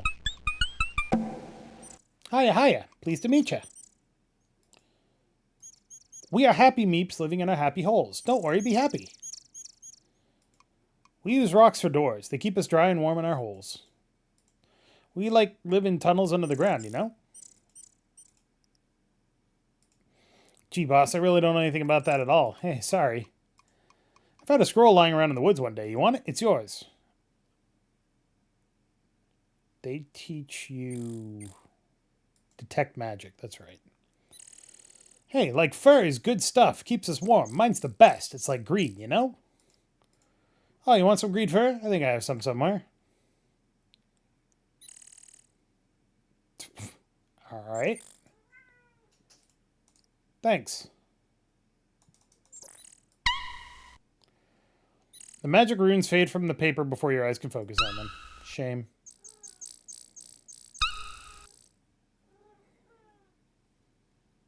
Pick up the green fur. So now we've got green fur. We've got a magic acorn. We just need fairy dust and flying water. Spoiler alert, we already have flying water. Luna. Luna. Oh, hey, I'm here. How's my stamina? My stamina is looking pretty fucking sweet, but I'm still going to drink a potion just in case. Because now we've got to fight 5 gobos.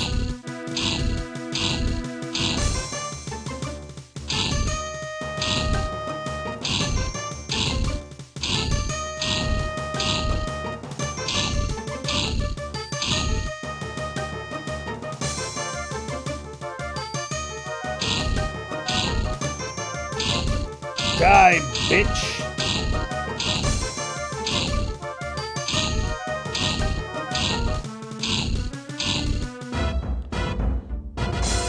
Excellent. Goblins destroyed. Poker, slob, 4 silvers, 5 silvers, and 35 silvers. Do I need that money? Absolutely not. Will I always collect the money? Absolutely. Okay. Trying to think of what else I need to do.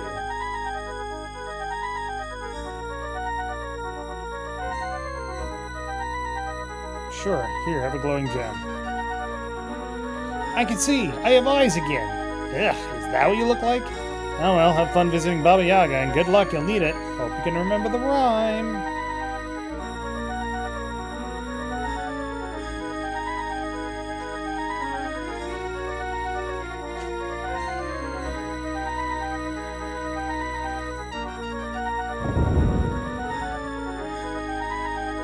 Hear a voice in your head asking, what is the rhyme?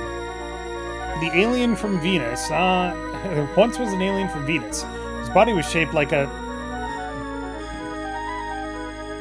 Otter Brown, now sit down.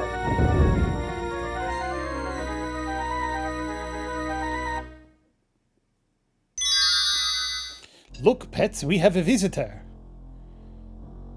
Powers of night, shadows of day, heed not my words, henceforth you stay. Your body is frozen by the power of the witch's spell. Well, dearies, what shall we have for supper today? Hero sandwiches? I had something more formal in mind.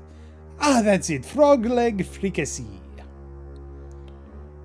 Now, how does that spell go? Hear me, O powers of Clatha and Mana. Turn now my guest into a species called Rana. I learned that spell from Erasmus kids. Doesn't it look delicious?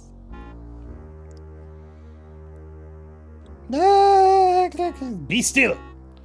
Critics, we can't all be gourmands, I suppose. Now, oh soon-to-be supper, I don't suppose you have a name? Yes? You try your best to croak out your name, or at least let the witch know that you do indeed have one. As you make a feeble croaking sound, you try to nod your head. So you're the one who's trying to be a hero around here. The only good hero's a dead hero, I always say. But I do have a need for a brave fool. Are you brave? You make little froggy sounds, trying your best to indicate your agreement. Well, if you're willing to do a small, teensy little favor for me, I might reconsider having you for supper. I need the root of a mandrake plant that grows in the graveyard. Will you be as sweet and fetch me some? Sure. Anything but frog-leg fricassee, you think? You croak your agreement to the task. And I had my mouth watering for frog. Oh well. Hear what I say, and hear me right. Mandrake must be pulled at precisely midnight. This I tell you, and this I say. Return with the root ere the break of next day. Hear what I say, and no, I don't lie. Bring back the root, or else you will die. You shoo. From a distance, you hear the witch intone, oops, I very nearly forgot. Hear me, O powers of mana and more. Turn this fool back as he was before.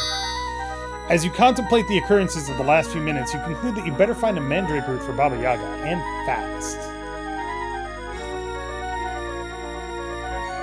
Oh no, I don't want to go back in. I wanted to ask you a question.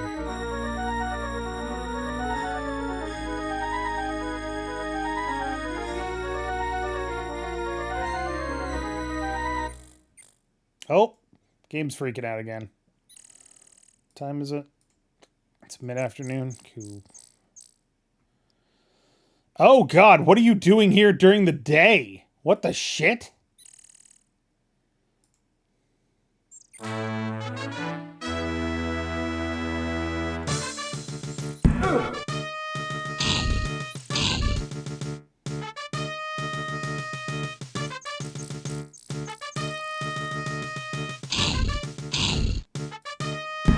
Ow.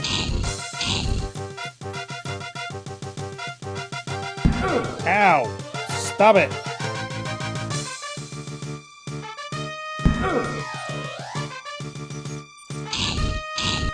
There we go.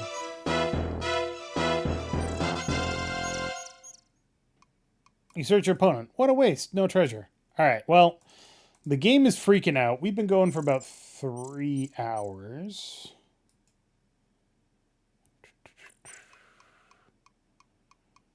TMO has no idea where this is on the random encounter table either. All right. So we've been going for about 3 hours. We're going to wrap it up here for today.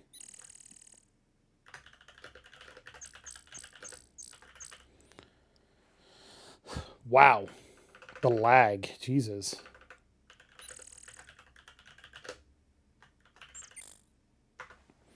We're not actually too far from the end of the game, but it's going to take about another hour for us to get through it. So,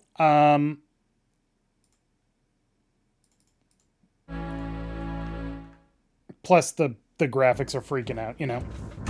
So, I will be back next week to finish this up, and then we will move on to Quest for Glory 2, Trial by Fire, which is possibly the best in the series. It's either that or Shadows of Darkness, depends on who you ask. But,